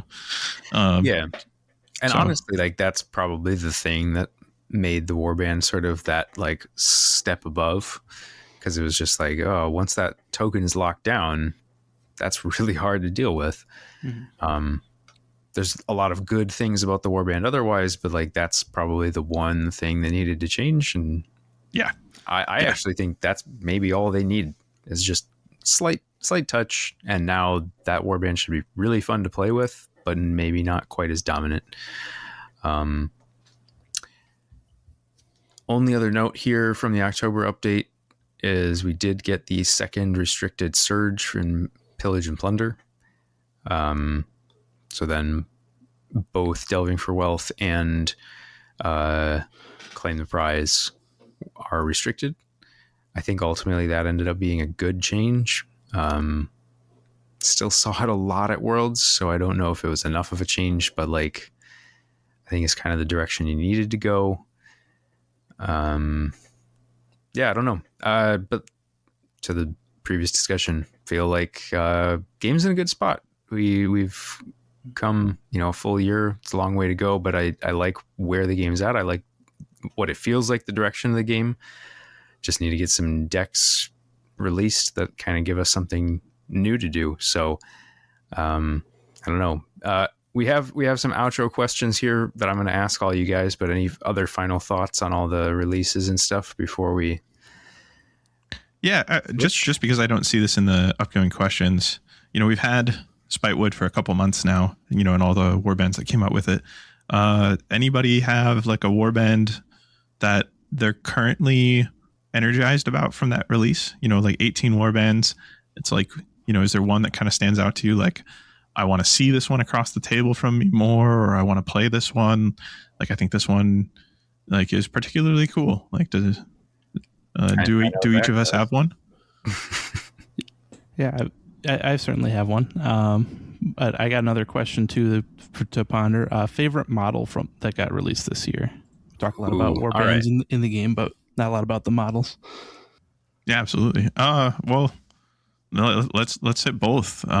Zach, do you want to kick us off? And like what's a favorite warband, or not necessarily a favorite, but one that again you're energized about, you want to see across the table, play as, something like that, from those 18. Yeah, I've been actually starting to play them quite a bit. I've been really having a good time with Skinnerkin. I finally get to use my haunch tokens for their intended purpose. Being able to do something every turn, but have it kind of be locked behind doing something else first, I think is a cool mechanic. Been enjoying kind of messing around with that. I think the healing's maybe a little overtuned in certain matchups, but I think the idea is really strong. Yeah, I always really liked playing them at the end of first edition, and the idea of feeling like they're a warband of resource management always felt really cool. Obviously, you had more things you could do with the haunch counters because you had the warband deck to rely on, but I really like sort of where they ended up with this war scroll of having lots of options for like, do I need damage? Do I need a reroll? Do I need a heal? I've got all of that available as long as I can get these hits. Yeah, I'm curious to see what the puzzle looks like over time against them. Like I think if you haven't played against the Skinnerkin since their release, it's a unique puzzle to be across the table from. If you don't have 3 damage, then you can't one shot them, and they can heal through 2 damage before you get another chance at attacking them. And so you got to think about, what opportunities you're going to allow the Skinnerkin players for their chefs. Can their chefs reach you? How many attacks, are you allowing their chefs to have? Can you get at their chefs and try to take them out before they get that ball rolling? It'll be an interesting puzzle to throw myself against some more. I'm looking forward to it, Zach. Mm-hmm. I bet they'd really love to see Blade Catcher. You. I don't know that they love the rest of Reckless Fury too much, but no, I was saying for them to play into Blade Catcher. Play into Blade Catcher. Oh, because it's a weapon ability. Oh, gross. Oh, wow, interesting. Like shut down the. There you go, Skylar. Yeah, shut down the extra token. Yeah, it takes one out. Yep. Yeah. Interesting. How about you, Phil? Well, my old love is back, and I've certainly been eyeing them. Starblood, I really have always loved, and I like a lot about their new War Scroll, but they are extremely popular right now, it seems. And anytime a warband is extremely popular, it kind of turns me off from that warband a little bit. Get after it. But they also became a little more one-dimensional than they used to be. They really leaned into the asterisms thing, so they're very much like a kind of predictable hold warband now, which is good. I think we need more of that in the game, but I always liked that there was so much manipulation with their teleport, their multi-push, and their skittish. And like that felt like more of their identity in first edition, and I really liked that, and they don't have it anymore. So I'm still finding that same identity in Hexbanes, so I really like them, but that's not the question that you asked. I guess of all the new warbands that have come out, and by new I mean like the new boxes of re-releases, amongst the 18, yeah. Soul Raid might actually be the one that I think looks the most interesting on paper. Oh, really? So just looking forward to seeing them across the table more. Probably, maybe even play them, but I don't know. Sure, I'd love to see your spin. They just got a pretty big spotlight at Worlds, and everybody's kind of got their eye on them because they're now known to be competitors. And at this point, I kind of feel like I can be the Hexbane guy, so maybe I'll just keep doing that stuff, even though they're not great. Deadly Synergy is really fun with the dogs. I've certainly enjoyed that so far. That deck is ridiculous, by the way. We didn't talk about the 2 new decks in Spitewood. One of them much better than the other. And a good injection overall. Yeah, I think. Deadly Synergy is certainly another aggro deck, but a very different aggro deck. It's asking you to do some weird stuff. Doesn't work for every warband, which is good. I think it kind of does help swarms more than Edge of the Knife does, though. I would agree. We did see it used a decent amount by some sort of medium-sized warbands. Yeah, like 5+. Mm-hmm. Or even 4. We saw it with blanking on their names, the Dark Oath guys. GSP. GSP, Gnarl Spirit Pack. They were running it alongside Blazing Assault, and it was actually pretty scary. So, that deck saw 24 pairings at Worlds, and like the highest outside of that was like 27 from Blazing Assault and Pillage and Plunder. So that deck hit with a wave. Like people grabbed it. There's a lot of warbands that can leverage some of the stuff that it does. It's got some strong cards, some fun cards. Is wild with Mollog because of the wording on the squig ability. There's so many of those objectives that are like, either you're united or you have flanked or surrounded on you when you hit, and it's like, well, hey, guess what? I can always be flanking and surrounded as long as I'm a squig, and it's like, gross. But I do really like that deck. Hunting Grounds is a little unfortunate in that like it needs something else. I don't think Emberstone is enough to like force somebody to come to bring the fight to you, and that's really what the deck has to have.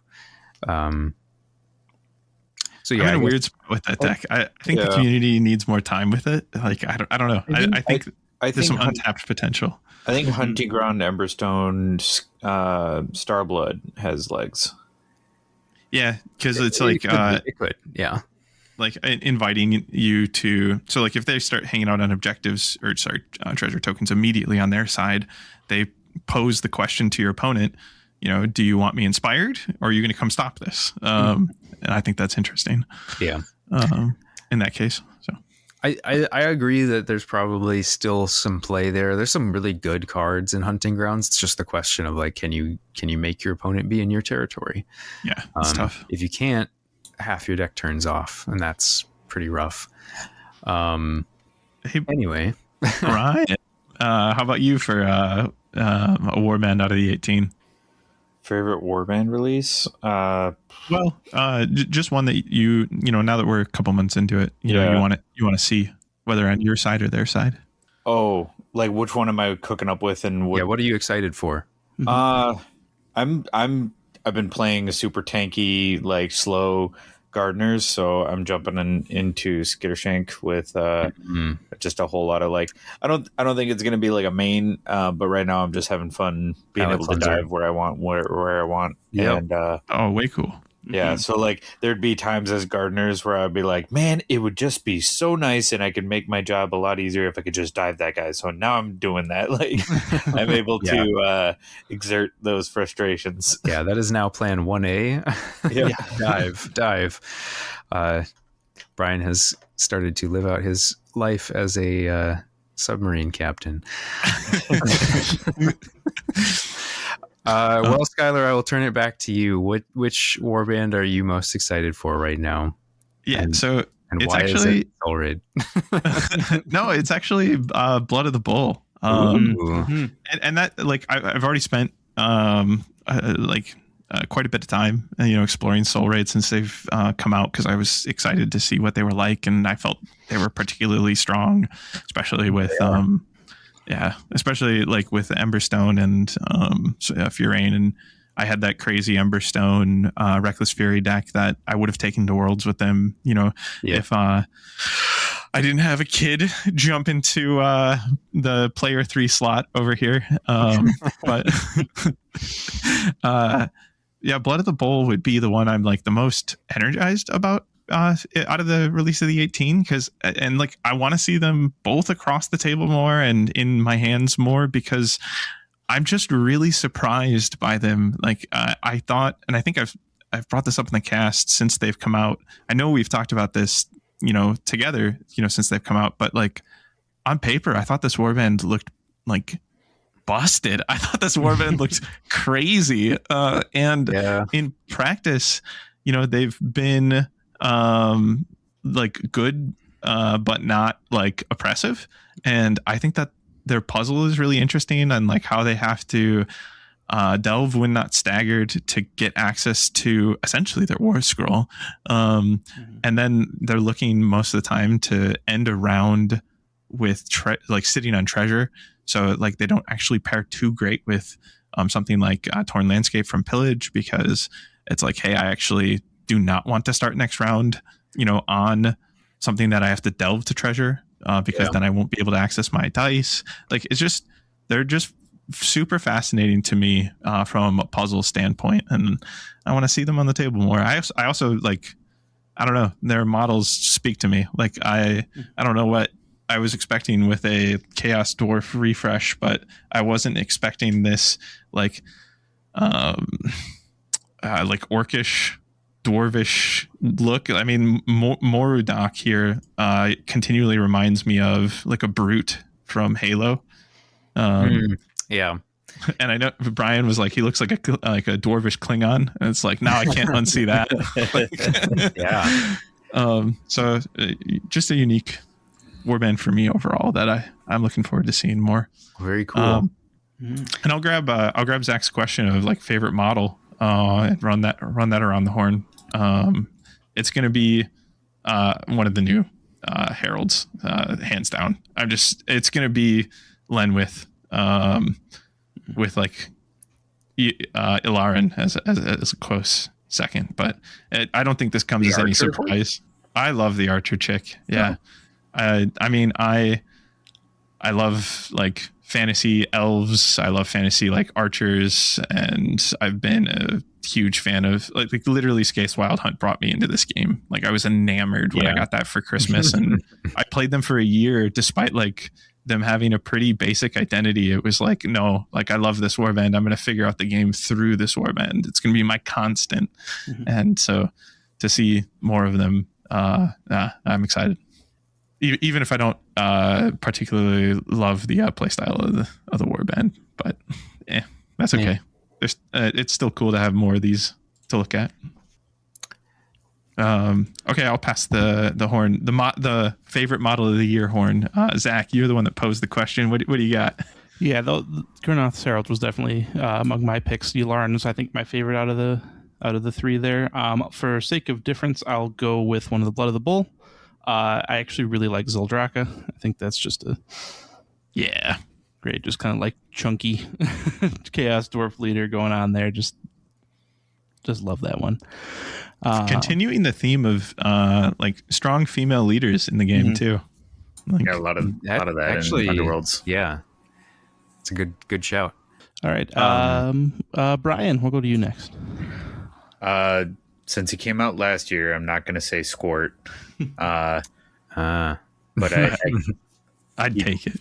He technically came back and was released, so I'm going to say Vexmore. No, I'm going to say Lasavir, because Lasavir is what I want Slaanesh Demonettes to look like. Fair. Those models really did like take Slaanesh to like the perfect level of like what Slaanesh demons should or could be. Yes. I have to agree there. Like Slaanesh doesn't have to be just debauchery and like sex all the time. Like I like how diverse Slaanesh can be in terms of just variance and I don't like that. Yeah, I guess that leaves me thinking back through it. Of all the like new model releases, there's actually not that many that jumped out at me as like, I really love those models. But I think from just the whimsy standpoint, I really liked a lot of the models from Borgitz. Just the notion that the troll is like trying to be a wolf by like holding a wolf skin on a stick. It's just like, perfect. That's so good. Whoever did that was really on their game that day. And then the forever debate of like, where are his eyes? They are below his nostrils. They really are. Yeah, they really are. But sometimes it looks like there's something else going on there. But yeah, I think overall those were sort of like the models that just felt like they jumped out to me as like the most underworldsy. But Colin is certainly like a close, like that looked super sick. Pretty hard to have anything to complain about with a really sweet deer centaur with a giant axe. Start off the next question with, what was your favorite release of the year? Yeah. Skylar, start us. All right. Well, I'm not going to pick the easy answer because I think like it pressed to tell the truth. Most of us would just say like Spitewood, like that box being a release, like so much injection to the game. But to pick something like, I don't know, more honed in, I'm going to say Knives of the Crone. I just find that warband super interesting, and they grew on me. Like I'd love to listen back to like when they first came out. I remember like having essentially like a complaint with like how basic I thought the models were, but like they've really grown on me as like a 4-unit like identity. Like they're really cool looking to me now, and they weren't when they first came out. I was like, what is this bland like unit looking warband? And their alt art that came out for them probably elevated them a lot for me. But I think they're cool. I hope they see some love, because I think they're just on the edge of like consistently fun. So Can we just take a quick tangent to pour one out for the loss of art cards for all the warbands? I get over it, and then they release the OP kit with the alternate art. I know, like, right? man, why? It's just so much. It's like I agree. so much better, and I don't know. It just feels like it gives so much more character to the warband to see that artistic representation. So, Well, and the artistic representation is nice, but it's so much more impactful when you inspire, and they got like the energized eyes and weapons. It's so cool. Yeah. Anyway, who would you like to answer next, Skylar? Ooh, how about you, Phil? Sure. I will say the Seekers and Shadowbox, just because it brought my sort of first like favorite warband back to the game. Getting to see Starbloods come back, even though I haven't actually played them in this edition at all, but seeing other people play them, seeing the models back on the table, all the new paint jobs, people using them, like I really love a lot of what that warband is, and some of that is just purely because of how much I loved it in first edition. So it's a bit biased, but I don't know. Gave me cool. Sort of They're the. Cool. I don't think you're biased. They're cool. Yeah, and then like I don't know, just you're strictly biased. Feeling good to just be like, yeah, my guys are back. So yeah, really liked that a lot. Zach, which release did you like in totality the most? Not being able to select my real answer of the Spitewood board. That, you can say Spitewood box. No, that is my pick, is the Spitewood board itself. Yeah. No, for another one, I'll go along the same line as Phil, but a different one. We'll do the Morbid Minions box, which is the death box from Spitewood here. Just getting Velmorn and Skinnerkin again, two of my favorites from last edition, and then the revamped Thorns I think are really cool too, and then Exiled Dead are there as well. But yeah, I'm gonna mug ya. Yep. Yeah. Yeah, no, I'm gonna just go with the Spitewood board. Like, Emberguard was fine, but I was dying for some variation in the board setup. 100%. Waystone's cool. Like Aquagranus, I'm not even including it here, but Waystone's cool. I like that there's they're like, it'd be interesting if the Emberguard board all had blocked hexes, but I do think it's interesting that there's Waystone hexes, there's stagger across all of them.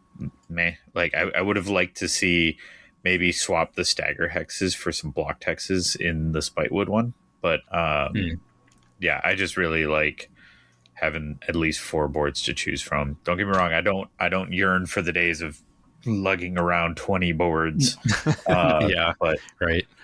I was very pleased to see, and a colorful board, not just browns. Yeah, now it's just green.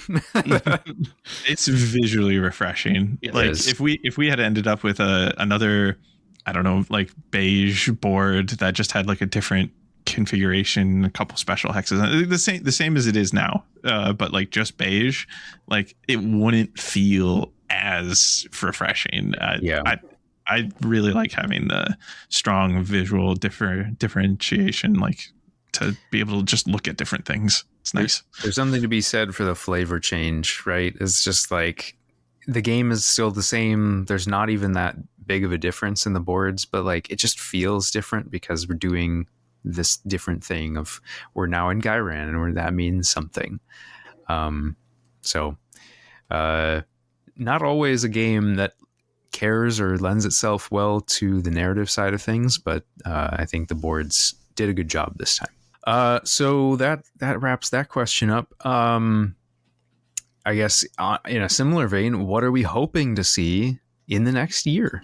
My kingdom for a whole deck. Yeah, right. Say it again, louder for the folks in England. You don't want to know what I would do. Let's just leave it at that. Wow. You heard it here first, folks. You can call up Brian. No, I think that's a good answer. Skylar, anything you're really hoping to see in this next year? Next L4 band win? I would say. Can I interest Skylar in more elves? So I actually, I almost said it, and then I think you say that every year we do an episode like this. Just true. So yeah, more elves. I mean, we'll leave it at that. What else could you want? I mean, so and a round of buffs for all the poor boys and girls war bands out there. Fair, very fair. Zach? Well, we haven't had a new Death Warband the whole edition. I would like a new Death Warband, please. Is that true? Yeah. Oh my gosh. Yeah. Yep. Death's been left out. Huh. Destruction OBR maybe? And Destruction's only gotten the one. You only got Morgan, yep. Your wish list is an elite OBR warband? Yeah, I think that would be cool. I think OBR is one of those factions where in Age of Sigmar also, like, why haven't they gone just completely bonkers with that? Like, they could go more really bonkers. A big scratch, like a head scratcher. I almost wonder if they realized that, like, we tried to replace Tomb Kings and kind of didn't do a good job, and now they're uninspired and they don't know what to do. I think there's plenty they could do. There's plenty they could do. I just think the designers are kind of like uninspired at this point. Literally in Nagash's like Lego kit. Like, yeah, right. Just anything you want. And then they're supposed to be like Romans, kind of. So I was lean into that. Like Japanese almost. Like samurai. Yeah, there's a whole bunch of influences, but I just love the narrative of Nagash being like natural selection is so sloppy and evolution. Like, I can design proper death life. Yeah, Nagash's hubris knows no bounds. I agree. I think maybe one of the things that they're running into with Death is that like there's a lot of sort of sameness with a lot of Death warbands. Now that stopped them from releasing like 5 almost identical Stormcast warbands, but I do you do have like Death Rattle, like with the armored skeletons. You have like straight up skeletons. You have zombies. Then you have OBR. Then you have Tomb Kings in the old world. So I hear you on that. Where it's just like there's kind of a lot that's like kind of in that same space, and I think they don't want to tread too much on like the same design space unless they're intentionally trying to invalidate something. I wonder if when they go to petition for a new model kit, they're just like, no, we call dibs on giant 4-armed sword guys. Like, maybe.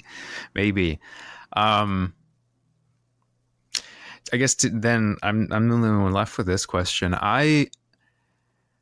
I just really want to see decks that inject something different into this play space.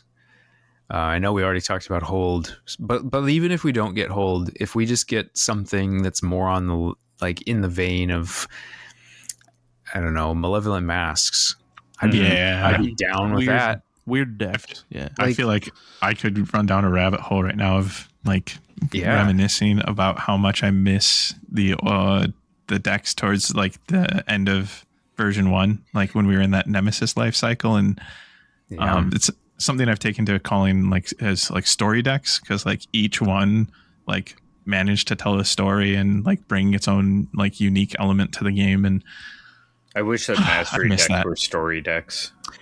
Well, and it feels like some of them, it's like they wanted them to be, and then they like went a quarter of the way there and we're like, nah, we can't do it. And it's like, but you could have done it. I wonder if you think all the time doing it, like, what are they going to put the picture in? I hope that's not the barrier. Yeah, I mean, it could be, but that would be so lame. I mean, they don't. They use pictures from like AOS armies now. Like they Yeah. don't exclusively take pictures of Underworlds minis. So that is fair, but Yeah, who knows? It don't just know. seems like the design ethos of this season or edition, has kind of moved away from whatever brought those to us. At least it feels that way. I'd love to be proven wrong with you, Phil. I'd love for more decks like those. And even things from, Dire Chasm, where it was like, hey, you've got the Voltron upgrades, where it was like each one adds a new effect, and eventually, hey, now you're fully online, and that would be sweet. I know that they've always struggled to balance that kind of thing, but it was always cool. And I don't know, I feel like with Warhammer, rule of cool should almost always be first, because like at the end of the day, even if you have a really tight rule set, if it's boring, no one's going to care. So like you have to keep injecting flavor, and you don't have as much room for that as you used to because you don't have warband decks. So I just feel like that's the thing that is most missing to me for second edition from what we used to have in first edition, is that like the variation in playstyle is so muted. So would love to see that. Kind of hope they don't try and figure out magic, because it's failed every time. I'd almost hate to see it.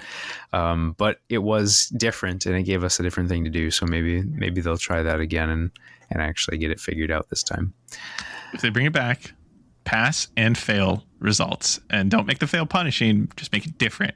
Like just add a bunch of chaos. I think that'd be fun, but that's just me. That would be cool. second that. Yeah. On to our final question here. Favorite memories for the year. We'll bring it back around the horn. Skylar, favorite Underworlds memory, if you have one. I can't believe how big or how long this year has been.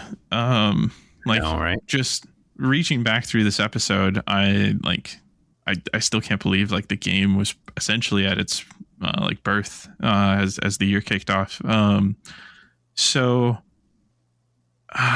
It's hard to pin down one, but I think I'm just going to go with continuing to experiment with and enjoy Ilthari's Guardians. Like every time I kind of like step away and try stuff that are just different with other warbands, like I come back to it and have an absolute blast with it, like to the point where they were what I brought to Adepticon again, because I just could not get enough of them. And so it felt fantastic, being able to bring them to the final table at Adepticon as well. And at the time, I remember feeling like crushed that I made it to the final table and kind of made, some errors, that cost me a chance at a third game with Mark. And I would have loved to have seen that go to a third game. But, now, that we're a little bit past me, like in that moment and being like upset with myself, like, you could have brought it to 3, like I still, got to final table at Adepticon this last year with my favorite warband in this edition, with a deck that I was just having an absolute blast playing. So I think that's really cool. Looking back at that, and was something I always wanted to do. So done. Check. Very cool. Very cool. Zach, how about you? You got a favorite Warhammer memory from this year? Yeah, I'm going to take it slightly away from the game and pick one of our after tournament dinners this year. I think probably our Q2, where we went to Thirsty Goat, and there was a karaoke night on the other side. Just having an absolute blast, just hanging out with everyone. That's always the best part of this game for me, is just the camaraderie and the fun people I get to hang out with. That's lovely. Here. So good. I know we say this a lot on this podcast, and I know it feels kind of cheesy sometimes, but like legit, having played a bunch of different games throughout my life and been in a bunch of different gaming communities and seeing like what gamers can be like, and then having this community as like a contrast to that. Warhammer Underworlds feels very special. There's almost no one that's felt like they've ever caused problems in this community, and I just always have a blast interacting with people in this game, whether it's online or in person. So I will second Zach's point of saying this is really, really a cool game to just be a part of. So say we all. Brian, any favorite Warhammer memories for you this year? I'll say mine is just my whole Worlds experience. I was eager to bring a warband that I felt like I was finally doing something uniquely me, uniquely like my strategy, and represented it like what I found successfully going 6-4. So thrilled with that performance at Worlds. Felt like I could hang, put that feather in my cap, and move on to returning back to judging. But more importantly, like, again, socializing with everybody, but representing myself as the sportsman that I would want and hope people to be at events, at Worlds. If I'm going to be the judge and tell people, to be a good sport, I got to practice what I preach. And I felt like I did that. So, which led to a lot of great conversations. So it furthered the social aspect of the game and the event. So couldn't be happier. Absolutely. For myself, I would be remiss not to say that, Worlds was a really awesome experience, getting to stream it. Bit of an honor to have been invited back to do streaming once again, and then getting to pair up with Jared from Battle Mallet, and just hang out and talk a lot about Underworlds and try and keep up with the really high level play that we had on camera for multiple days there. It's pretty special. I mean, it's not the kind of thing that you can usually say that you got to do. Getting to not only play in a world class event, but like to be there and stream it live for the world to see. But I think actually the like true standout for me was this past Adepticon. We sort of stepped out of our normal comfort zone of like, oh, we'll just run a secondary tournament, and kind of came up with like a set of rules to try and do like a narrative event. And I did not know if it was going to go off very well. I got nothing but positive feedback after doing it, and people seem to really love it. I've actually been getting bugged by Fish to write down everything that I came up with for rules and send it to him so that he can publish it for other folks to use as a rubric if they want to run something like that. And I keep forgetting to do it, and I'm sorry, Fish. I promise I will try to remember one of these days. But just to like kind of put yourself into something and kind of put yourself out there to run something different and see people actually enjoy it and give good feedback about it is not something I was expecting, and I really appreciated that from all the players, and getting to have people have a good time with something that we created. So feel a little bit bad that we won't get to do it again this year. Hopefully folks still have a good time at Adepticon without us, but life happens. Yeah, there'll still be Underworlds there. Oh yeah, no, for sure. Yeah, but for us to be able to do something like that again after having sort of a successful launch of that idea, I was originally planning to build on it and do it. It was a success. Like we haven't done it just because we didn't want to do it again. We wanted to do it again. We just didn't have the capacity to do it all. Yeah. Any final thoughts for anything that we discussed today? We've been reminiscing quite a bit here. At first I thought this was going to be a short episode, and I always get into that trap of being like, we'll get through this one quick, and then right. Nope. Whoops. Especially just looking back, it was like, oh my gosh, like the year actually had a lot to it. Yeah. So a lot that happened, a lot that changed, lots of ins and outs, big tournaments. been a fun end of year, memory lane sort of episode. So Yeah, I thanks think for tuning in, hanging out with us while we all just go, right, that too. Oh yeah. Yeah. Whoa. My memory is not as good as it used to be.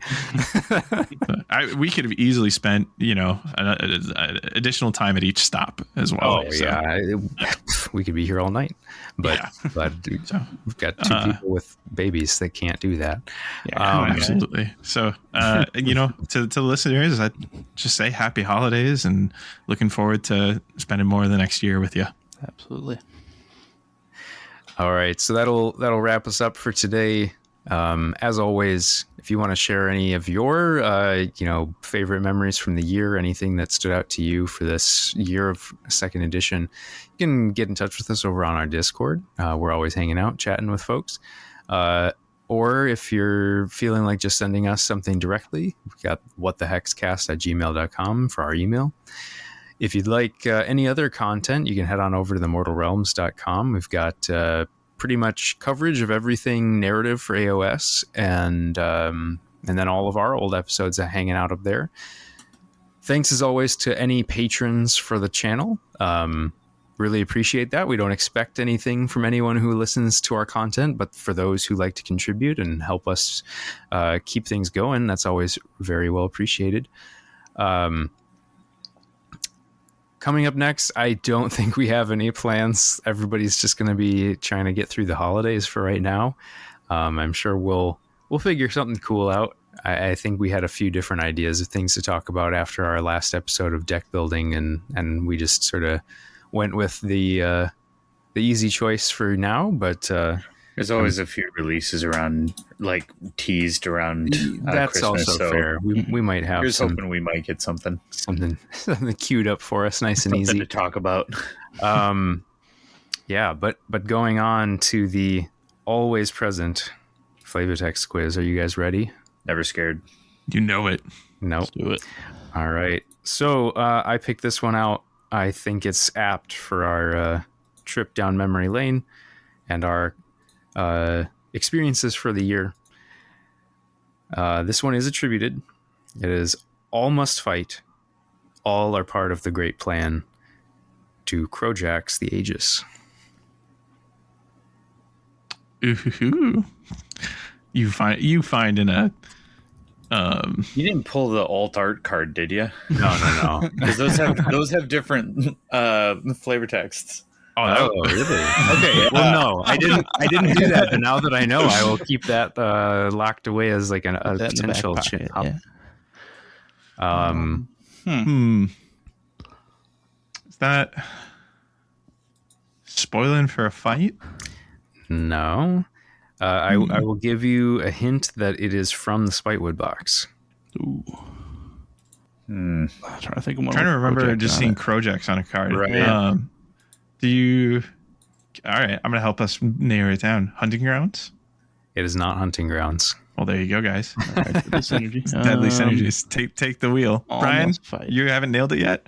No, Oh boy. I'm trying to. I have my own path of figuring it out, but normally it works better with Davey picking cards. This is a power card. Power card. Almost. Well, now we're just looking at the deck list. It's not full Crojack's body, but his weapons on one. So Is that is it brother in arms then? His brother in arms. All I had to hear was Crojack's weapon, and it clicked in. Yeah. Brother in arms. That's good. Thank you all for being my brother in arms through this journey through the Underworlds. Your recommended listening from Davey, our one brother in arms who couldn't join us today. He recommends New Year by Beach House. For What the Hex, I've been Phil.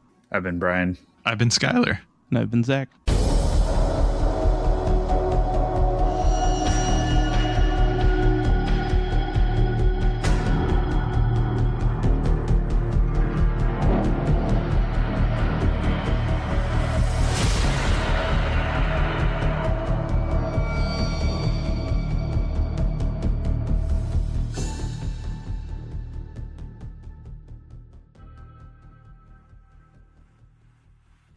Nah, Yeah. like what? Yeah. That was in the December update. It just Was dropped. it? Yeah. Yeah. Yep. So from an editing standpoint, edit Brian out. Yes, please. Thank you. Sorry.